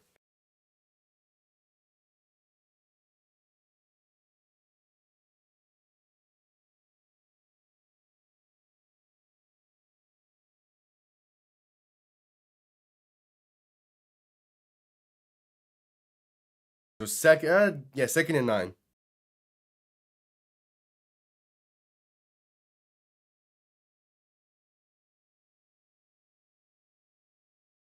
May under center, back behind him, play action looking to throw. Rolling to his right to buy some time. Still looking, throwing one deep. It has a man and is caught to the 4. Stefon Diggs making his return to Buffalo in style tonight. First and goal for New England. 7 minutes to play in the third quarter. Stefon Diggs is having himself a game.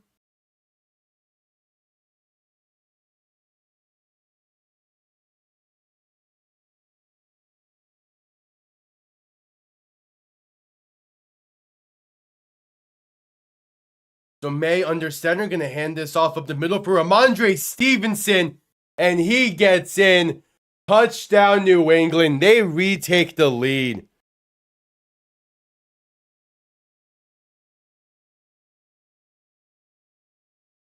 There was an offsides call against Buffalo. That will be declined.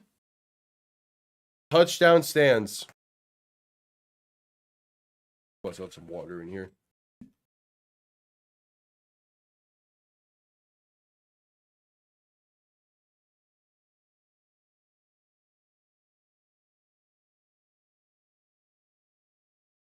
All right, this game's got a whole lot more interesting.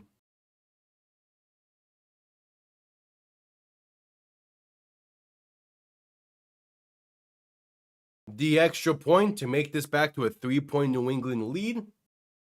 The kick is up, and it is good. 3-point lead for New England. 6.5 to play in the third. That was a great drive as well.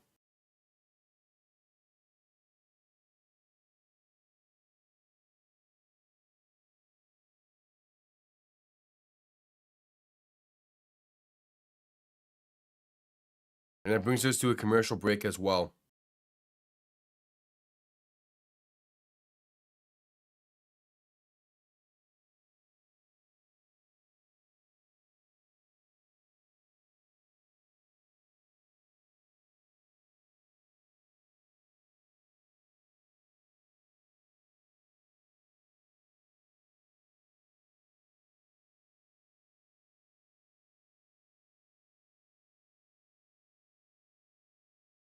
Yep, commercial break after New England retook the lead.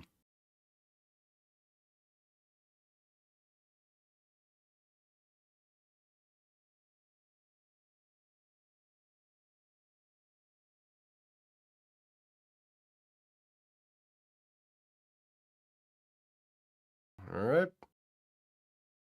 In the span of half of a quarter, this game got a whole lot more interesting.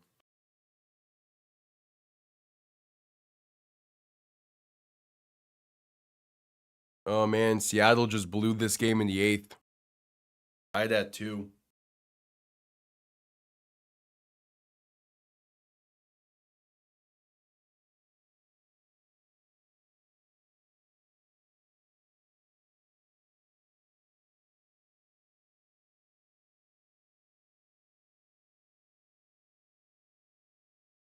So that commercial break.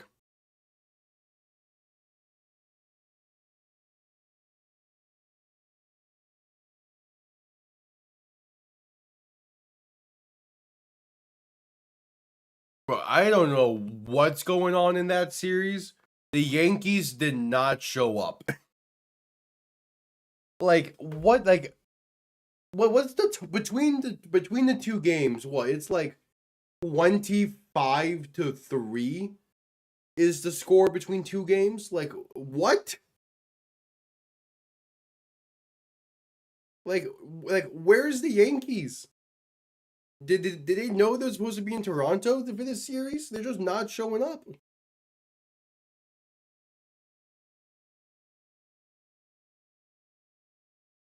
It's like it's crazy. Oh, I did not see the final. Let me double check that. But still, you give up 12 plus runs in back-to-back games. Yeah, so 13-7 was the final tonight.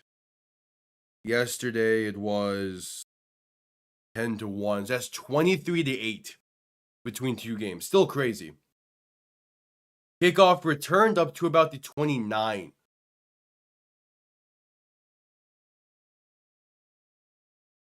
Yeah, it's like what's going on there? Meanwhile, see if Seattle gets a technically first round exit again.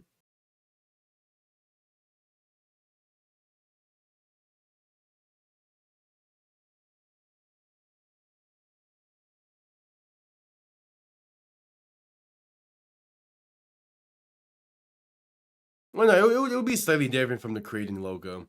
But yeah, I think 2 of the 3 Toronto teams have the maple leaf in their logo. Handoff right side on 1st and 10 is going to get back to the line of scrimmage for no gain.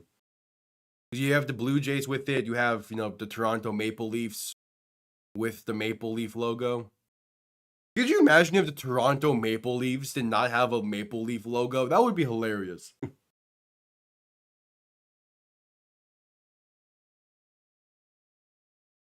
Like, that would be funny. And then, yeah, the Raptors have that pretty mediocre logo that's just a basketball with a claw mark in it.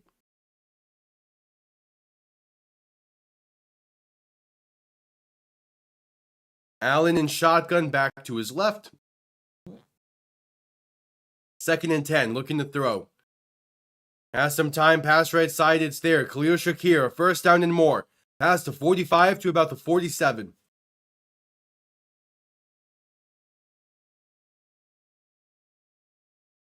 Yeah, Toronto is known for the color blue. At least most of their teams have blue as the primary color. You have the Blue Jays, the Maple Leafs, the Argonauts are blue. And then you have the Raptors, who just want to be different, I guess. I don't know. Oh, we have a personal foul against New England as well. Just tack on 15 to the end of that play. And Buffalo will be past midfield. Why do the Raptors want to be that different? What, they don't want to be associated with Toronto?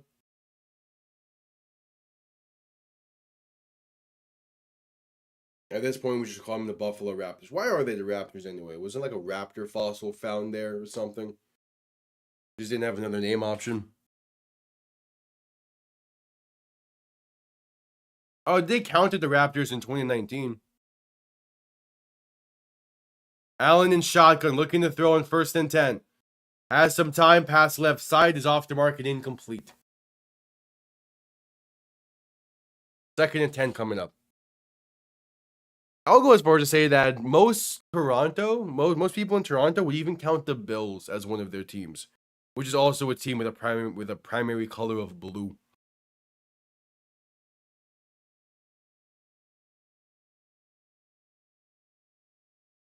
And I know that the Bills tweeted out like a good luck to the Blue Jays for the playoffs.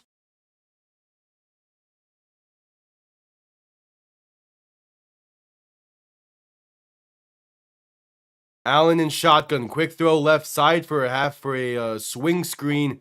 Going to be a gain of about 6 or 7 for Khalil Shakir. All right. We have 5 minutes to play in the third.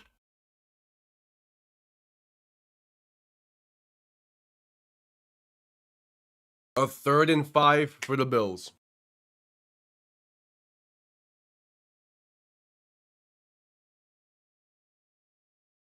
Allen alone in shotgun. 3 receivers to the right, 2 to the left. Looking to throw.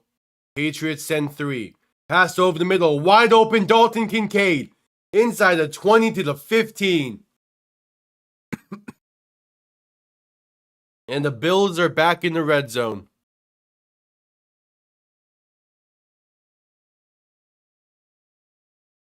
I would imagine that's the reasoning because I don't get other. I mean, to be fair, there's a college up in Canada that has the dinos as their mascot, so it must be fossil ridden.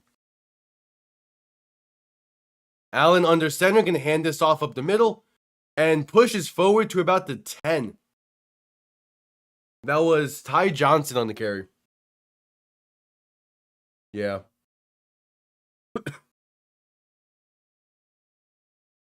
Yeah, it's all just, team names are always something that's funny to look at. That might be a video. The NFL already did a video on that, which is like explaining the team names of explaining the name of every team. Yeah, but that could be fun. Quick throw right side gonna be caught, and that is up to a gain of about 2 for Kincaid. Penalty marker is down.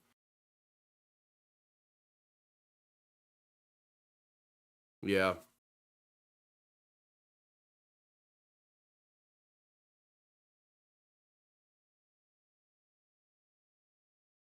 It's a pass interference on Buffalo.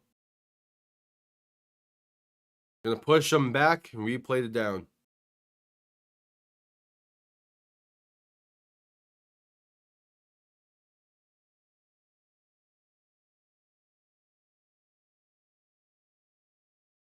Buffalo's taking a lot of penalties tonight. Part of the reason they're down right now.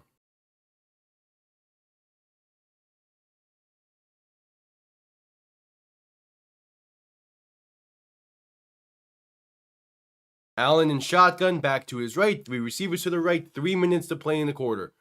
2nd and 13 from the 19. Allen looking to throw. Has some time. Passing over the middle is intercepted. It's picked off at the 9 and returned to about the 12. Josh Allen threw it into double coverage. And that's the 3rd turnover on the night for the Buffalo Bills. Wow. Looking for Khalil Shakir, but it just wasn't there. Marcus Jones on the interception. But what is up with the Bills and not knowing how to play against New England? As the Mariners just took a 1-point lead in the 8th.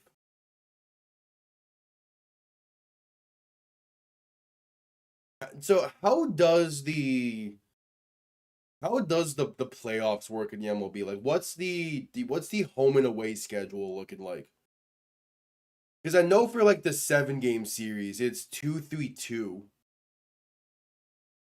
Well, what's the 5-game series like? Is it 2-2-1? I would imagine so.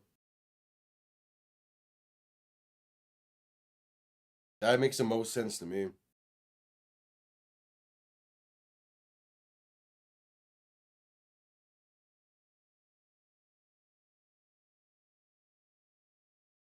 Which it is kind of weird that the MLB is the only league with a series playoff style, and that doesn't have all 7-game series yet. Yeah, if the Bills lose, there'd be no more undefeated teams, and at least Miami would have something to cheer about tonight. Because we'll be able to pop champagne for the 72 team.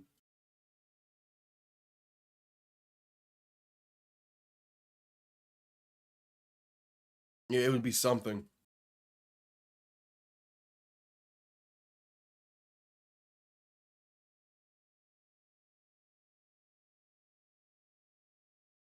Still that commercial break after the interception.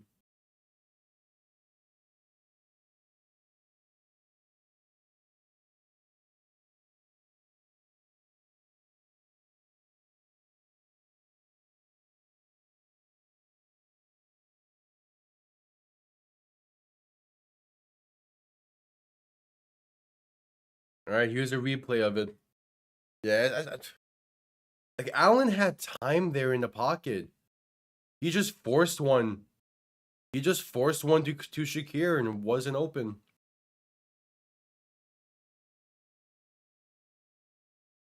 Yeah, it was not there at all.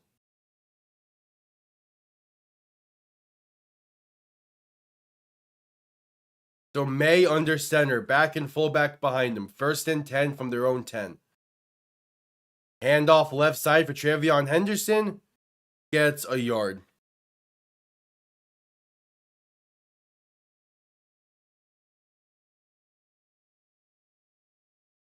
All right.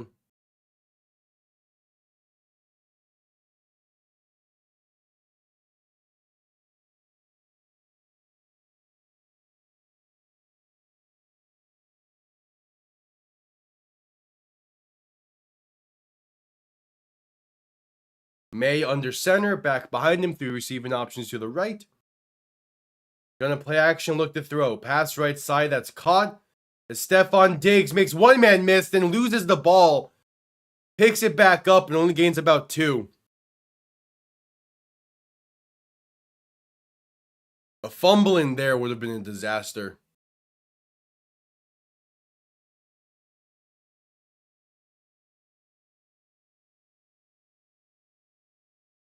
Yeah, that would have been... Ooh, that would have been bad. He tries to switch hands and the ball just pops loose. 3rd and 7. May in shotgun, back to his right. 3 receivers to the left. Going to look to throw once again. Rolling to his right to buy some time. Throw in towards the sideline. And that is caught. First down up to the 24. Stephon Diggs. Talk about a revenge game. Welcome back. Oh, that's a beautiful toe tap. God damn, Diggs. Make your presence felt. Jeez. That is in Stephon Diggs still has it. That is beautiful. May in shotgun, looking to throw once again. Pressure comes quick. Quick pass right side to Trevion Henderson is incomplete. Under a minute to play in the 3rd quarter.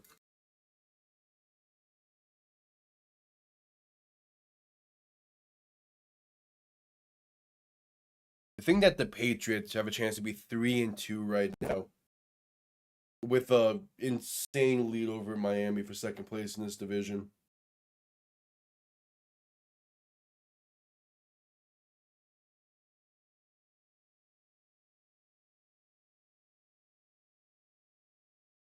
May in shotgun, quick throw left side. That's going to be caught by Demario Douglas. He gets up to about the 29, maybe the 30. Matt Milano had a pec injury. That sucked. He just got back from injury.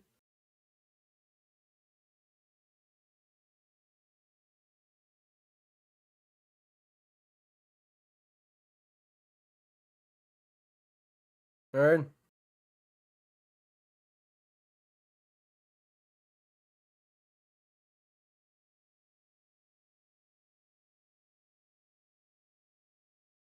So 3rd and 3. May looking to throw. Quick pass right side. That's caught by Stephon Diggs. Has room past the 35, past the 40. Out of bounds at the... What was that? The 42?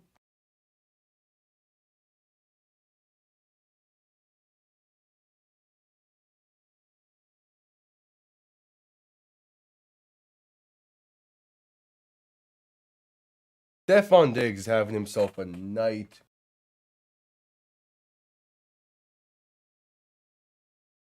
That's also the end of the 3rd quarter. 15 minutes remain. Buffalo looking to hang on and become the only team at 5-0. New England looking to get to 3-2 on the season and be a game behind Buffalo. And also 2-0 in the division through 5 weeks. That would be a massive, massive win.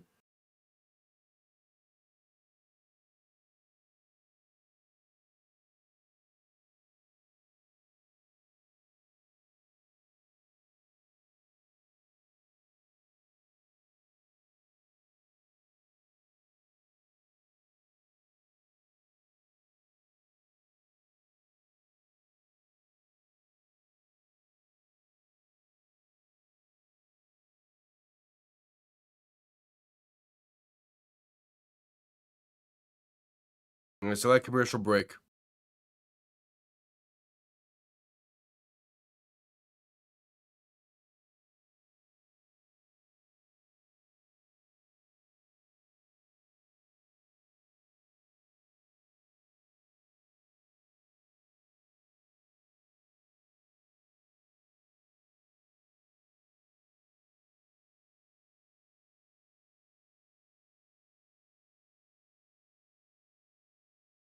Still at commercial break.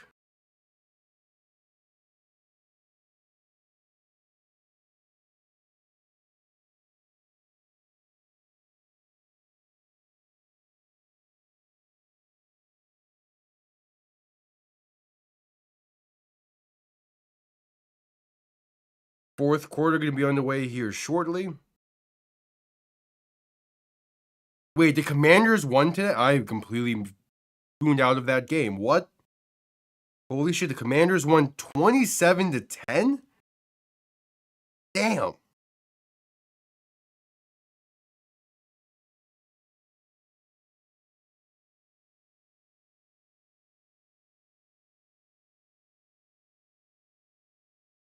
All right, just coming back from commercial break.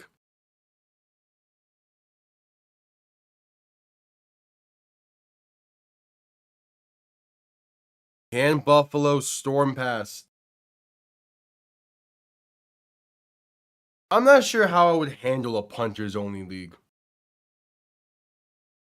No, the Chargers haven't. Miami plays them next week. That's going to be an interesting game. May looking to throw. Pass over the middle. Has a man. That's caught to the 35. It's Hunter Henry, I believe. Yeah, Hunter Henry hanging on through the contact. And the Patriots are well in the plus territory.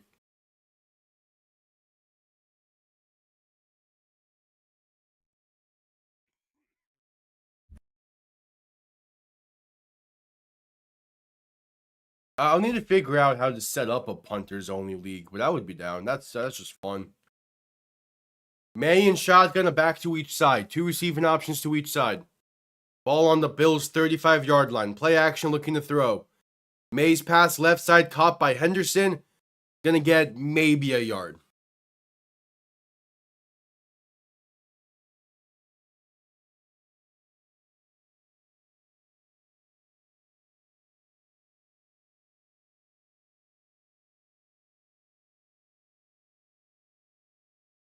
Maybe a yard in that play. But yeah, Stephon Diggs, man, he's been playing well. May in shotgun back to his left. 3 receivers to the right. Looking to throw. Pass right side is caught. Has room. Inside the 20, the 15, the 10, down to the 5. It's who else but Stephon Diggs. Oh my, have yourself a revenge night. This game is personal to him, and you can tell. He is having an incredible game. And man, he wanted that touchdown bad.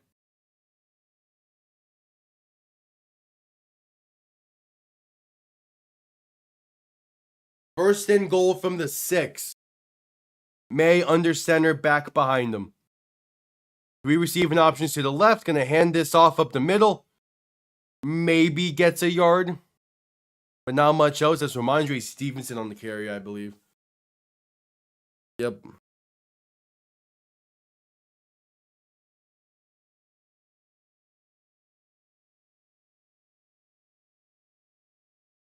So second and goal.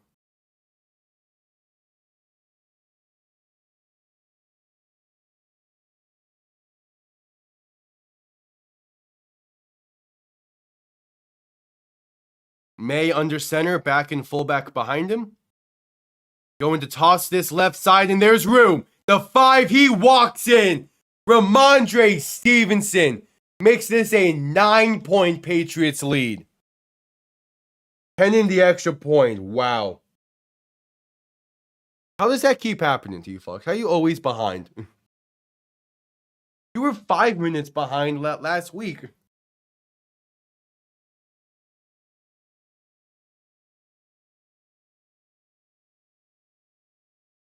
Ramondre. Honestly, the Patriots are good this year. Straight up, Patriots are good this year.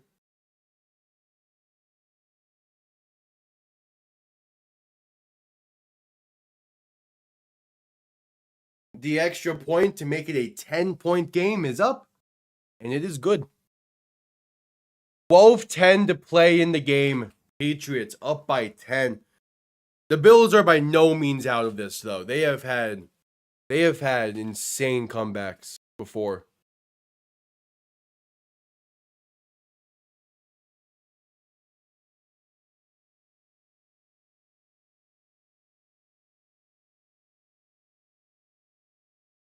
And we're heading to a commercial break.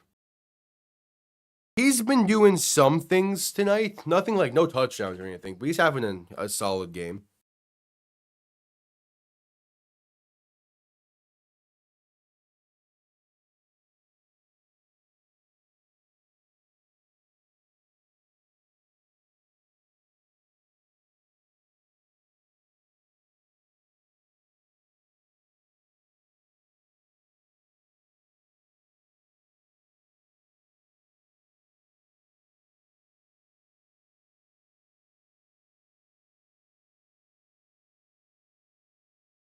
But all right, commercial break.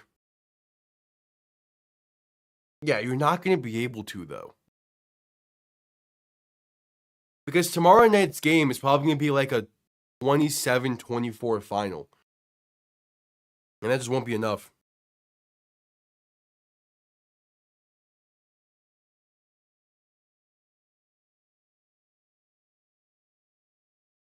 Hey, Nebraska's getting AP poll votes. So close to being ranked.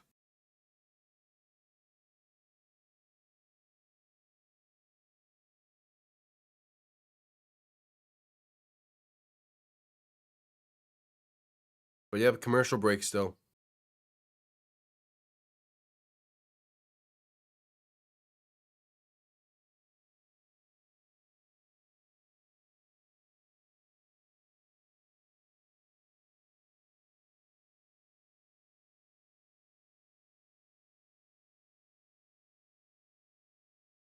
Still at commercial break. If all 24 of those points are from Jacksonville, that would be insane. I mean, what? That is 8 field goals? Might as well make it 9 and have them win 27-24.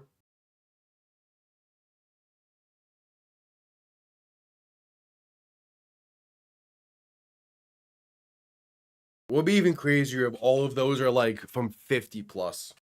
They just make 8 50-plus yard field goals. I mean, that's 40 points right there. That would give you a shot. Kickoff going to be returned beginning from the goal line up past the 20, 25, 26, down to 26. I mean, he could do that. I just doubt Jacksonville would perform to that level.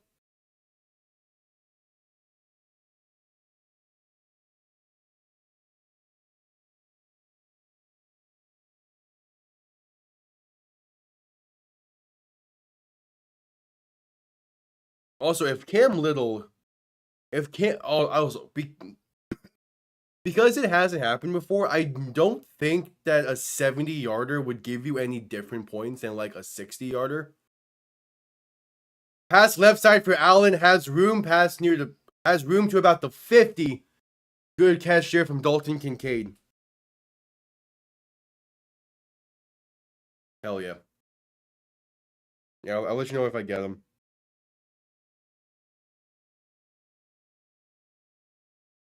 Exactly, like the drive amount is going to be interesting tomorrow. Like that's going to be an interesting game.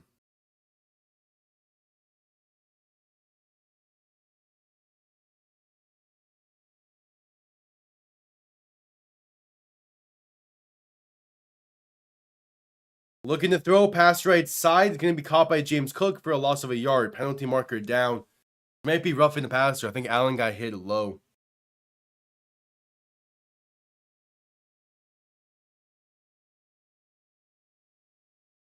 Yep, roughing the passer on New England. Those kind of mistakes are what's going to allow Buffalo to claw their way back into this game.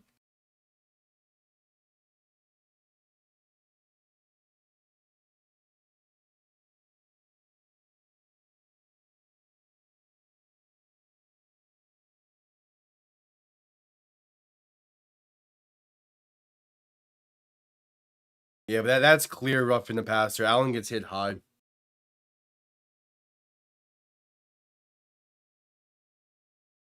So 1st and 10 from about the plus 46. 11 minutes to play in the game.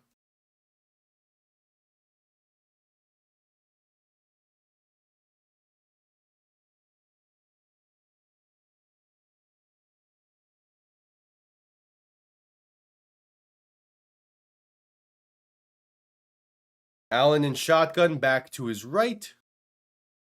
2 receiving options to each side. Give up the middle to James Cook is going to lose some yards.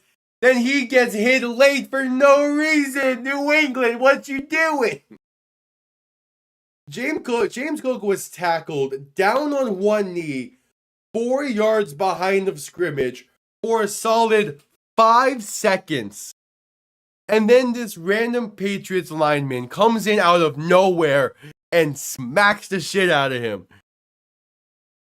Like, what are you doing? What's the thought process there? Yeah, that's going to be a personal foul on New England. You have given them 30 free yards for no reason. Both of the personal fouls against you this drive were on plays that Buffalo would have lost yards. What's the thought process there? Like, what? That's just bad. That is you would never see that with a Belichick coach team. Hell, I don't think you would see that with a Gerard Mayo coach team from last year. Allen looking to throw in 1st and 10. He's going to gain about 3 on the scramble. Fair. That's honestly a fair statement there. But I am at a complete loss for what New England's doing right there.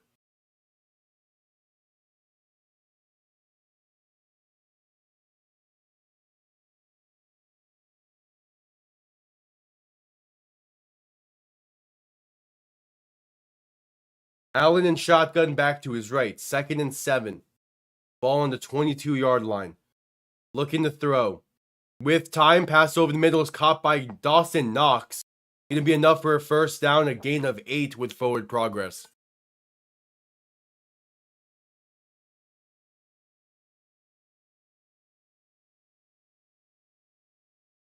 $9:50 to play in the game.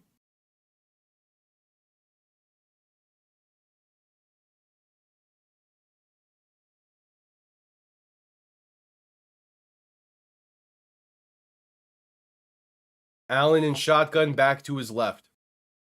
3 receiving options to the left as well. Ball on the 14-yard line. Receiver sent in motion as Allen looks to throw. Pressure coming, escapes it to his left. Gonna take it himself inside the 10, out of bounds near the 6. Alright, that's something.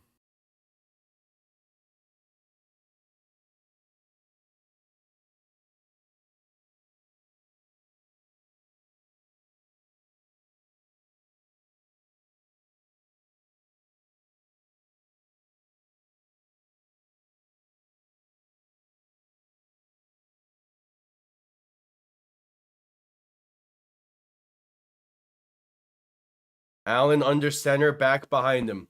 Play clock winding down. 2nd and 2 from the 6. Receiver sent in motion. Allen going to hand this off up the middle. That's going to be a gain of a yard up to the 5. That is Ray Davis on the carry. Former Kentucky Wildcat. And it's 3rd and 1.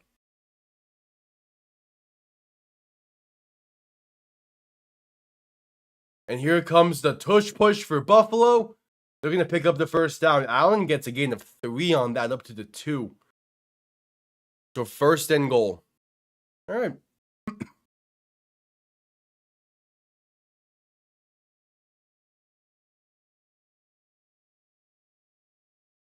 Solid. So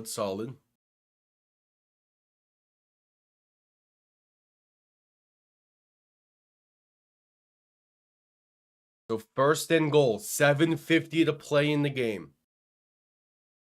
Allen under center, back behind him. 3 receiving options to the right. Man in motion is Allen going to look to throw. Pass, end zone, wide open. Back of the end zone, it's Keon Coleman.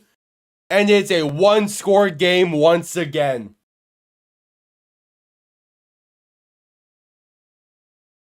The extra point will make it a 3-point game with 7:37 to play. That was a great drive for Buffalo. Good way to bounce back after the interception. And yeah, Keon Coleman is just wide open.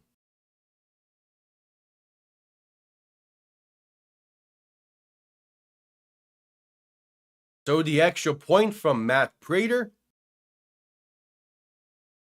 The kick is up. And it's a 3-point game. All right, it's also going to bring us to a commercial break. So let me check out these Jets logos. Yeah, that is infinitely better than what the Jets currently have.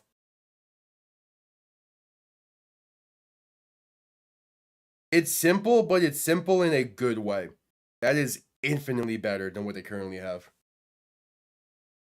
I could try to.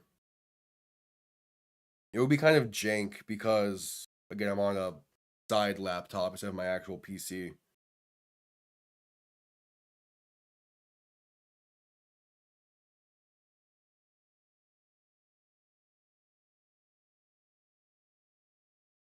Because yeah, like on this PC I don't have the email set up, whereas on my laptop, I mean, on my PC I do, so it would have been a lot easier that way. But I should still be able to.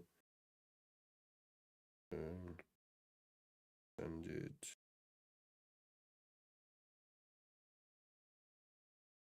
Find any of those.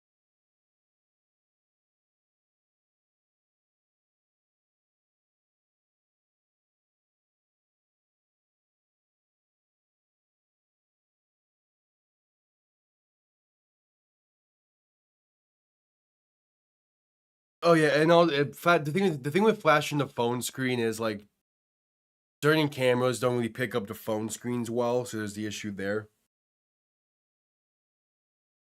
Yeah, I'm on a side laptop that I pretty much only have right now, so that way I can stream. I used to use this laptop for like school and shit, but I have a different one that's a lot better for that. But it should be good. I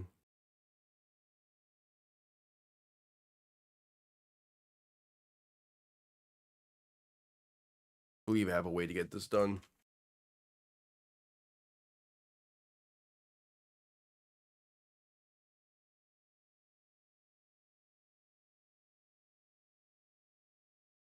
Just coming back from commercial break.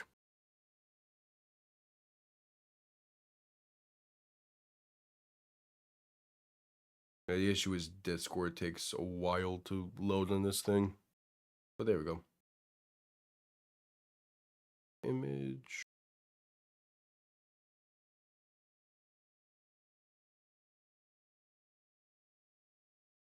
Go, and then we can just quickly add as a source.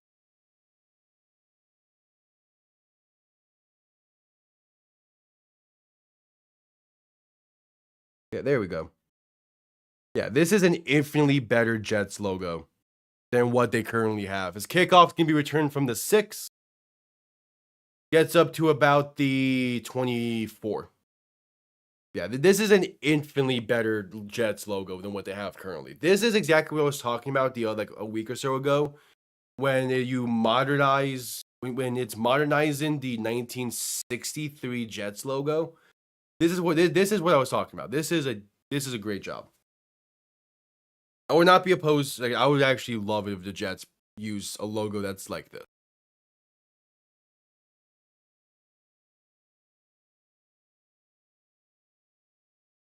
There we go. All right, May and shotgun back to each side. 7.5 to play in the game. How do you respond to the Bills cutting this lead to 3? May rolling to his right to buy some time, going to pass this to Ramondre Stevenson, who's going to pick up about 5 or 6. All right, that works.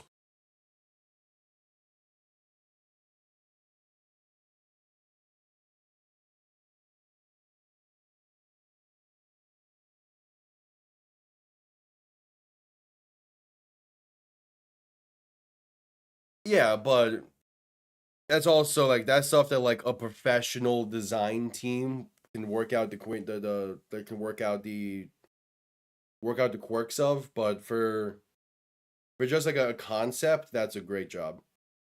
Handoff up the middle for 2nd and 4. Gonna be Trevion Henderson picking up about 3.5.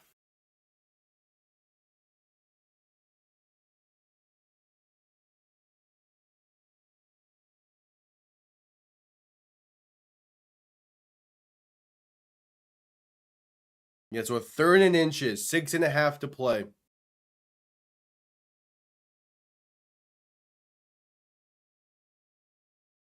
Handoff, I'm gonna QB sneak this, and that's gonna be enough for a first. But there's a penalty marker down. Before the snap, it's a false start on New England, so a 3rd and 5 coming up.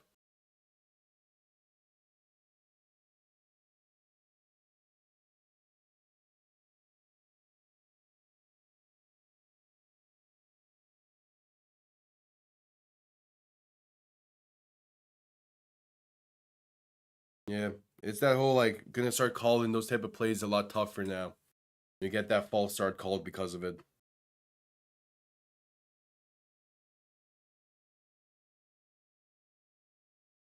May in shotgun, 3 receivers to the right.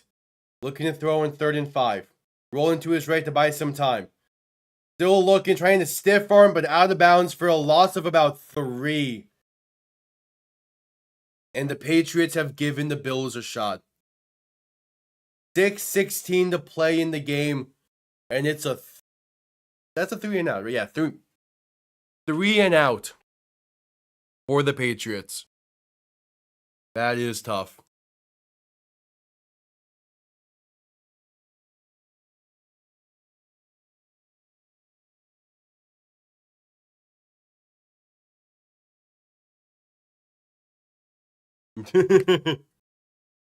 Punt comes off clean, going to bounce into the end zone for a touchback. I mean, I've listened to quite a few McDaniel press conferences. Is it any? McDaniel's press conferences have gone exactly how everyone said it was going to. We're like, yeah, if you're winning, it's fine, it's uplifting, and it's good and all that.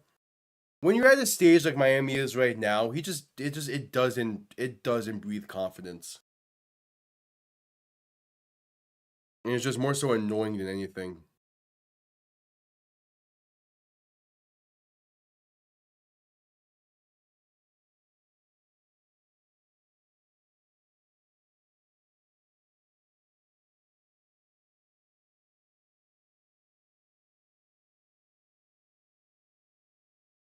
Feel like commercial break.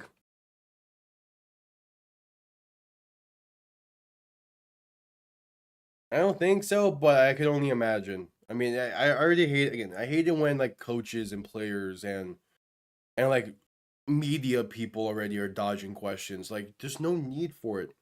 You're being asked that question for a reason. Answer it.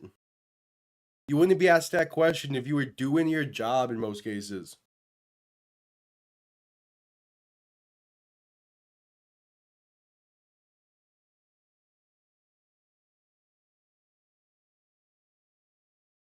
It was still a commercial break.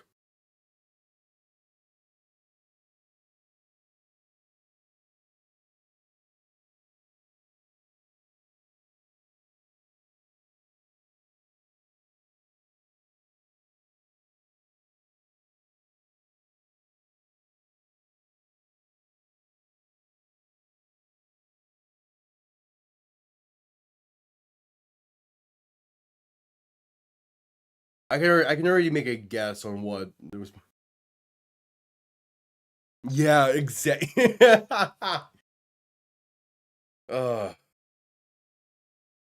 It's like just say it's a cost cut. Just say y'all are being cheap with a situation like that.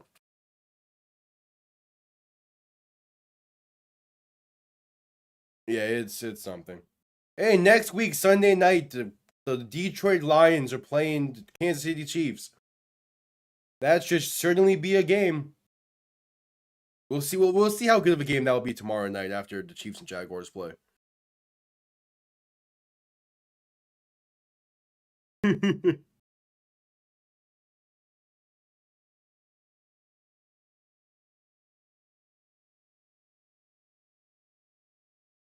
Allen going to hand this off up the middle to James Cook. That's a gain of about 3.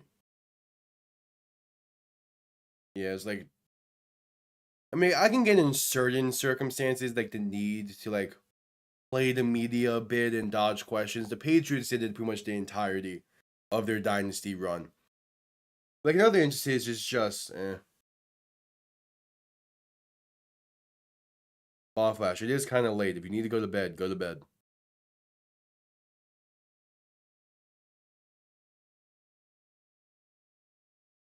Second and 6. Allen in shotgun back to his left. 3 receivers to the right. Going to look to throw.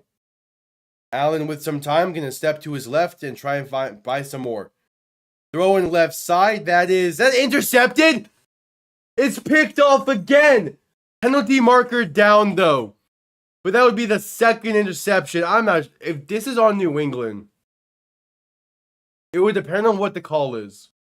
If this is on New England, it would depend on what the call.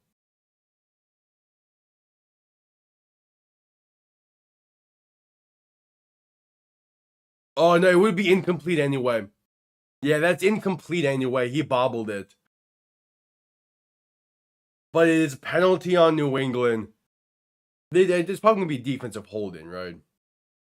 No, just calling pass interference. Okay.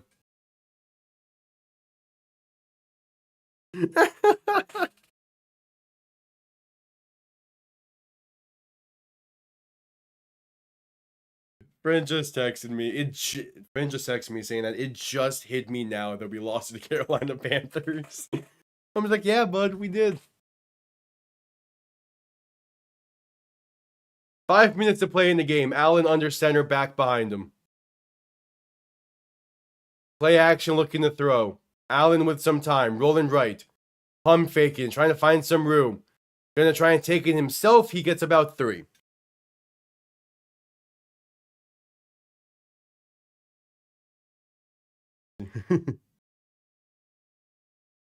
Ball flash. We can pretty much guess how this game is gonna end. Buffalo's gonna storm their way back and win by like 10 points. Yeah, this game has had 4 turnovers so far, which the fact that 3 of those have been from Buffalo is kind of surprising. Allen in shotgun back to his left. 3 receivers to the right. Tight end sent in motion. Going to look to throw. Pressure coming. Allen trying to escape it to his right. Dump off to James Cook is incomplete. 3rd and 6 coming up. And that's a good blitz setup. That's a good blitz styled up by New England. I'll give him that.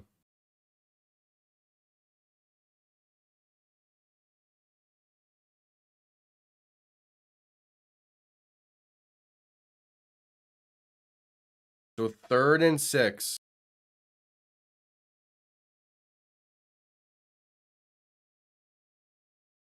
Allen alone in shotgun. 3 receivers to the left, 2 to the right. Looking to throw.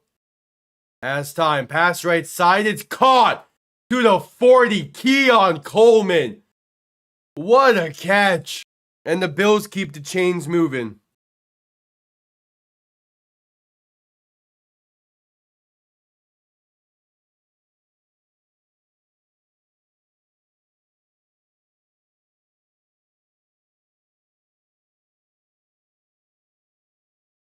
All right.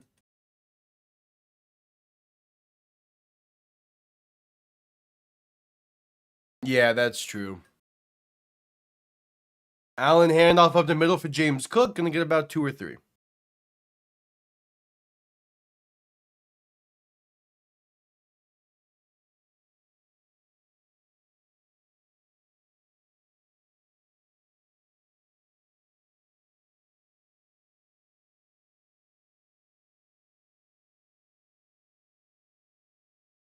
All right, 2nd and 9.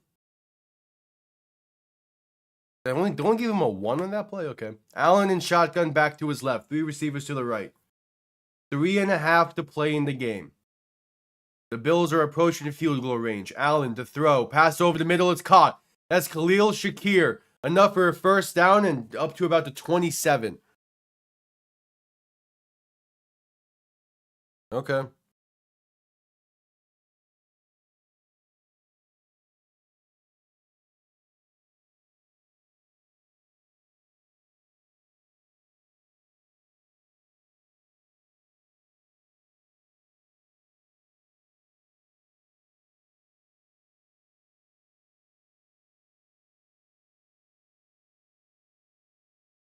So Allen in shotgun, back to his left, 3 receivers to the right. Going to quick pass, this right side is dropped. Looking for a screen to Shakir, but couldn't hang on.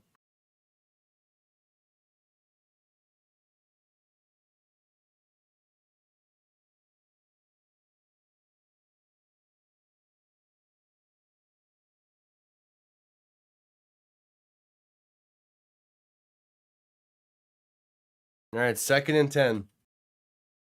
Oh yeah, the AFC is still wide open, which is crazy at this point in the season. Typically, you have an idea of who the top teams are.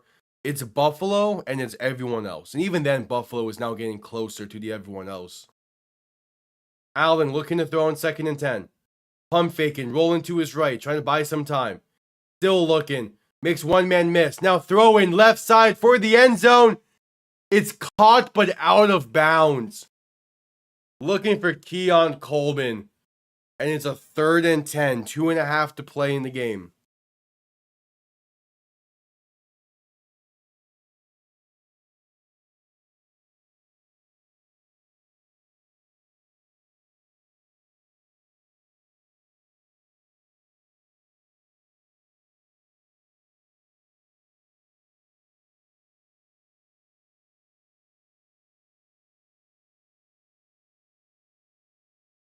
So 3rd and 10.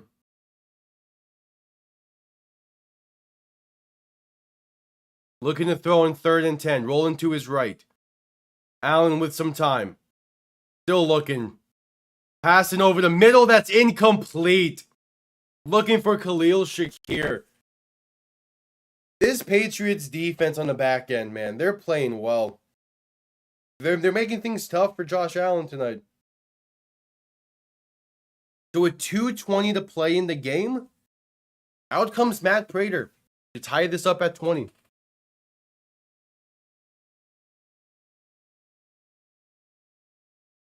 Oh yeah, I'm not surprised that a quarterback change is potentially in the win for Cincy.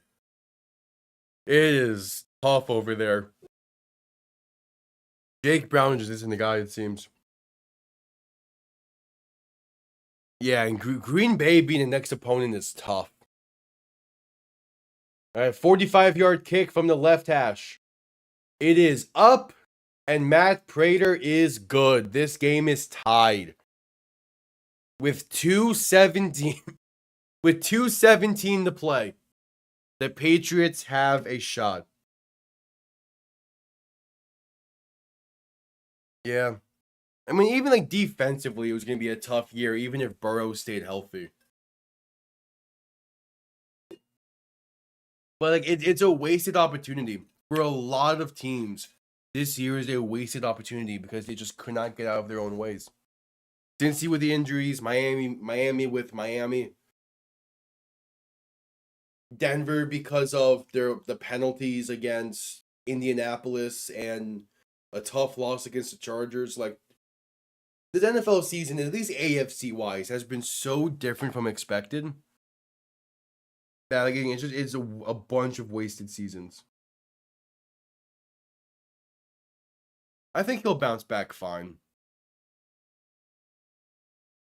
But the question is just you wasted the year with Trey Hendrickson, and you wasted the contract. You wasted a year with the big contracts you just gave out to Chase and Higgins. Money is getting scarce over there.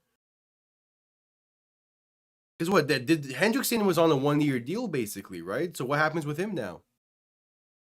Do you trade Trey Hendrickson at the deadline? Is that even a thought over there in Cincy?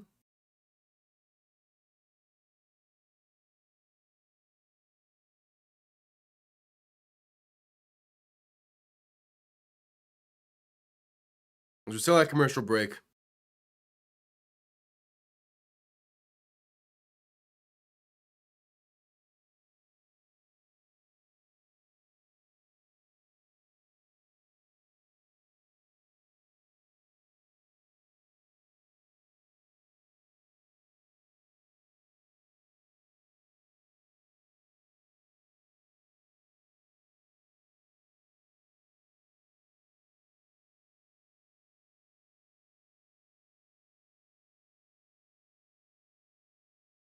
All right, just coming out of commercial break here shortly.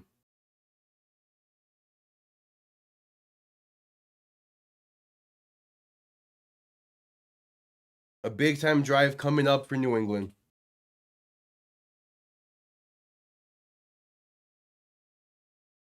I mean, yeah, he probably will win comeback player of the year next year. If Burrow to win 10 comeback player of the years, that means you need to have a 20-year career with at least 10 of those being lost due to injury. Y'all are not winning a Lombardi with that being the case.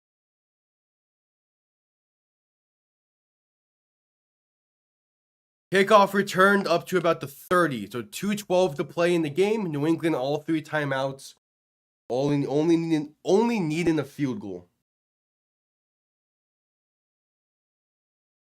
Well, no, because they changed how comeback player of the year is viewed. Where like it's pretty much now you need to be coming back from an injury to win it, and Daniel Jones is coming back from being ass, so like it won't go to him. No, it wasn't Darnold last year. I don't remember who won it, but I know it wasn't Darnold. May play action. Pressure comes quick. Pass right side. Still caught by Stephon Diggs. Gonna pick up 11, maybe 12. And that'll bring us to the 2-minute warning.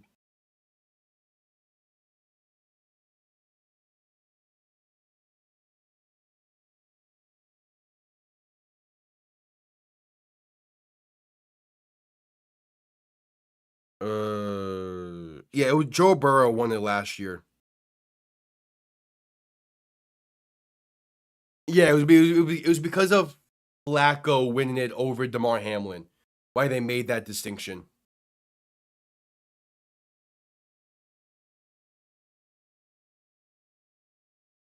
So now it's like more of an emphasis of players coming back from injury.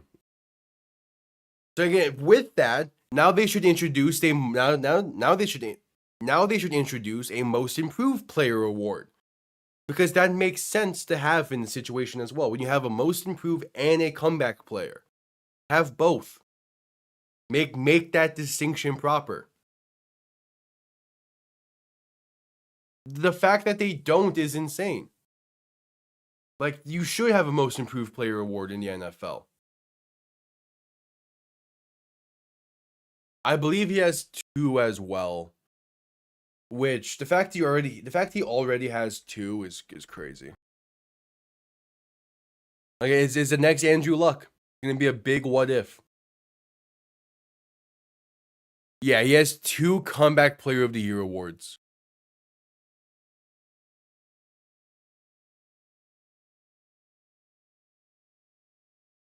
He's the next Andrew Luck. Simple as that.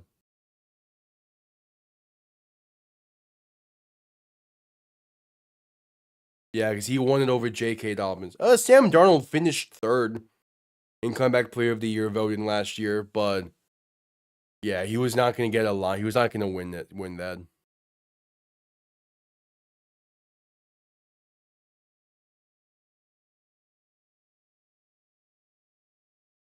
Also, the amount of people that got comeback player of the year votes last year is insane. Why is 27 different players receiving votes for comeback player of the year? Like, what?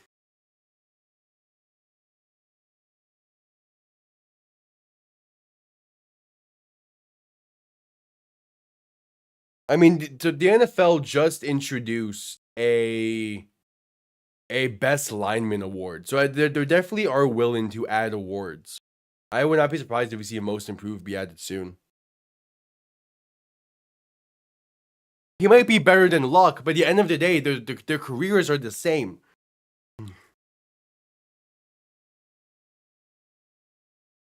May under center, back and fullback behind him. Handoff left side, gonna be about 2. Like, at the end of the day, they're both very talented quarterbacks that got screwed over due to injury.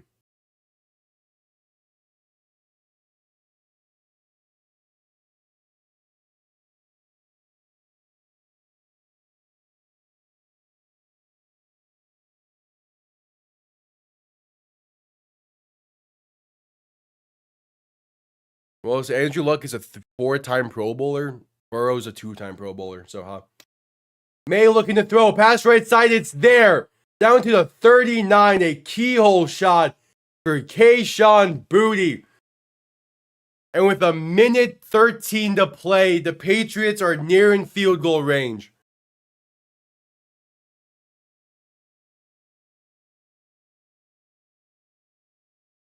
I mean, Burrow also hasn't missed over a season of time due to injury yet. Andrew Luck, before his 2018 season, he missed a year and a half, basically. Buffalo calls their first timeout. If New England pulling off this game is great, because it means that no more undefeated teams and all that. It also means the Patriots have arrived. Arrived sooner than expected, I would say. Yeah, this game's been crazy. May under center, back and fullback behind him. 1st and 10 from the 39. Handoff up the middle, and there's room past the 35. Past the 35 to the 33. It's Ramondre Stevenson on the carry. The Bills will call their second timeout.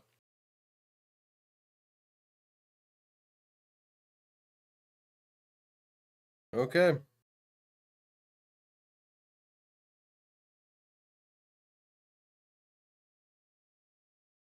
Second and 5.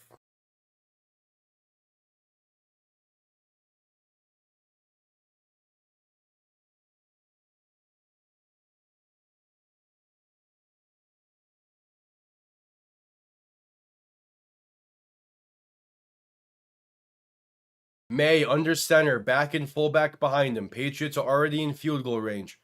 Handoff up the middle. Going to get right back to the line of scrimmage for no gain.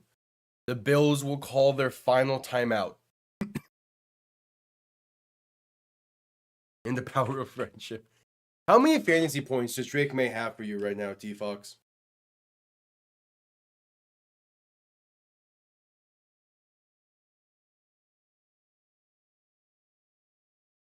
As they're showing Stephon Diggs highlights from tonight's game. Oh. Yeah, because you have Hunter Henry.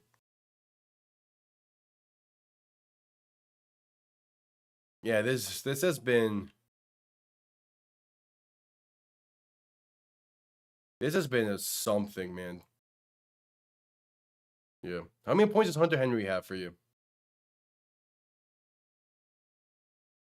May under center, back behind him. 2 receiving options to each side. Play action, looking to throw.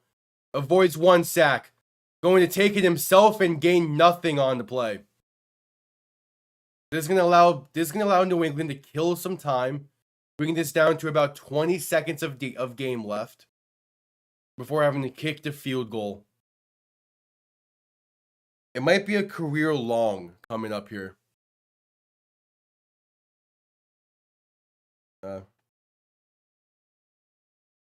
6.6 for Henry. Yeah, I'm sure that was enough, right?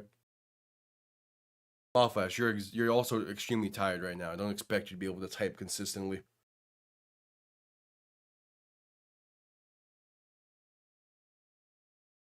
Andy Borgales? Rookie kicker out of Miami. He has made 1 kick from 50 plus yards on the season. He's also only attempted 1 before this.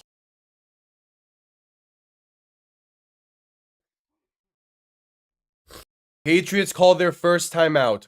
He has a long of 53. Yeah, it did. Not too surprising with how his team is set up. Rookie out of Miami. To give New England a 3-point lead. And a chance to go to 3-2 on the season. From the right hash. This is a 52-yard kick. It is up. And it is right down the middle. The New England Patriots have taken a 3-point lead with 15 seconds to play and a chance to upset the Buffalo Bills on Sunday Night Football. I don't get Toasted. How did we let Toasted have that good of a team? Like, genuine question.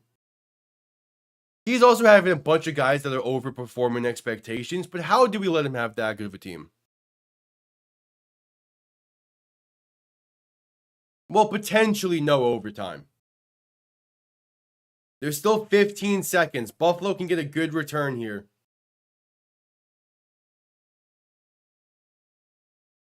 But that's a great kick.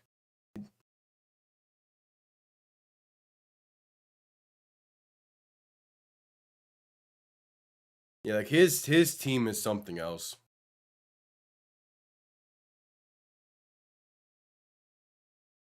He needs nerve. We forced Toasted to trade one of his players.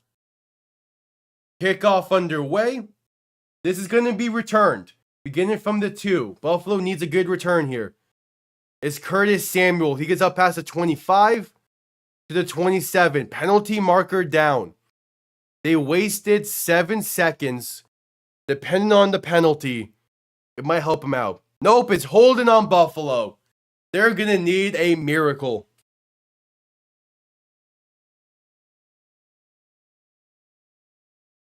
Give me Dalton David. Nah, we forced Toasted to start Shadur Sanders for a week. That's what we do. I know he doesn't even have Sanders on his lineup anymore, but I don't care. 8 seconds remain for Buffalo.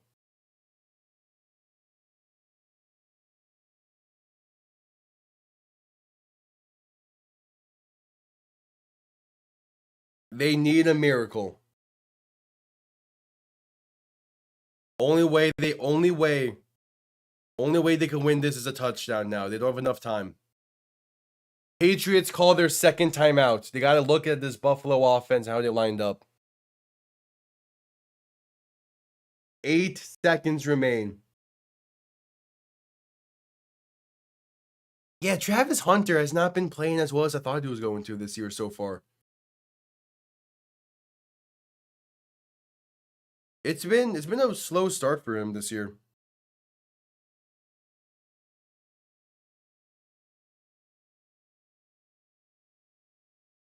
All right, Allen alone in shotgun. 3 receivers to the right, 2 to the left. Most likely the final play of the game is we're going to see some laterals. Allen to throw. Pass right side. It's caught but tagged down inbounds. They don't even get the laterals off. And that will do it. Pop the champagne. The 72 Dolphins remain the only undefeated team in NFL history. The New England Patriots get it done. No more unbeaten teams on the season. A 23-20 win for the Pats. And that was an incredible game for New England. Stephon Diggs had himself an incredible night. Buffalo looked off most of the night. And power rankings just got massively shaken up. Just wow. It's Buffalo. They always have a game like this. And then they're about to go on a massive run here as well. And then the playoffs going to roll around and they're going to fall apart. It's Buffalo, man. It's never going to be their year, it feels. Well, yeah, there's also that case with Travis Hunter. He's not being utilized, and it's kind of weird. Yeah, that's also fair. With the fantasy stuff. But yeah, thank you, New England. Thank you, New England, and thank you, Denver. No more unbeaten teams. Champagne's being popped tonight for the 72 Dolphins. Perfectville population 1 still. Man, oh man. That's going to do it for me tonight. I'll be live tomorrow night for the Chiefs and the Jaguars to wrap up week 5. Thank you all for tuning in. I'll see you all next time. Have yourselves a damn good one. Peace.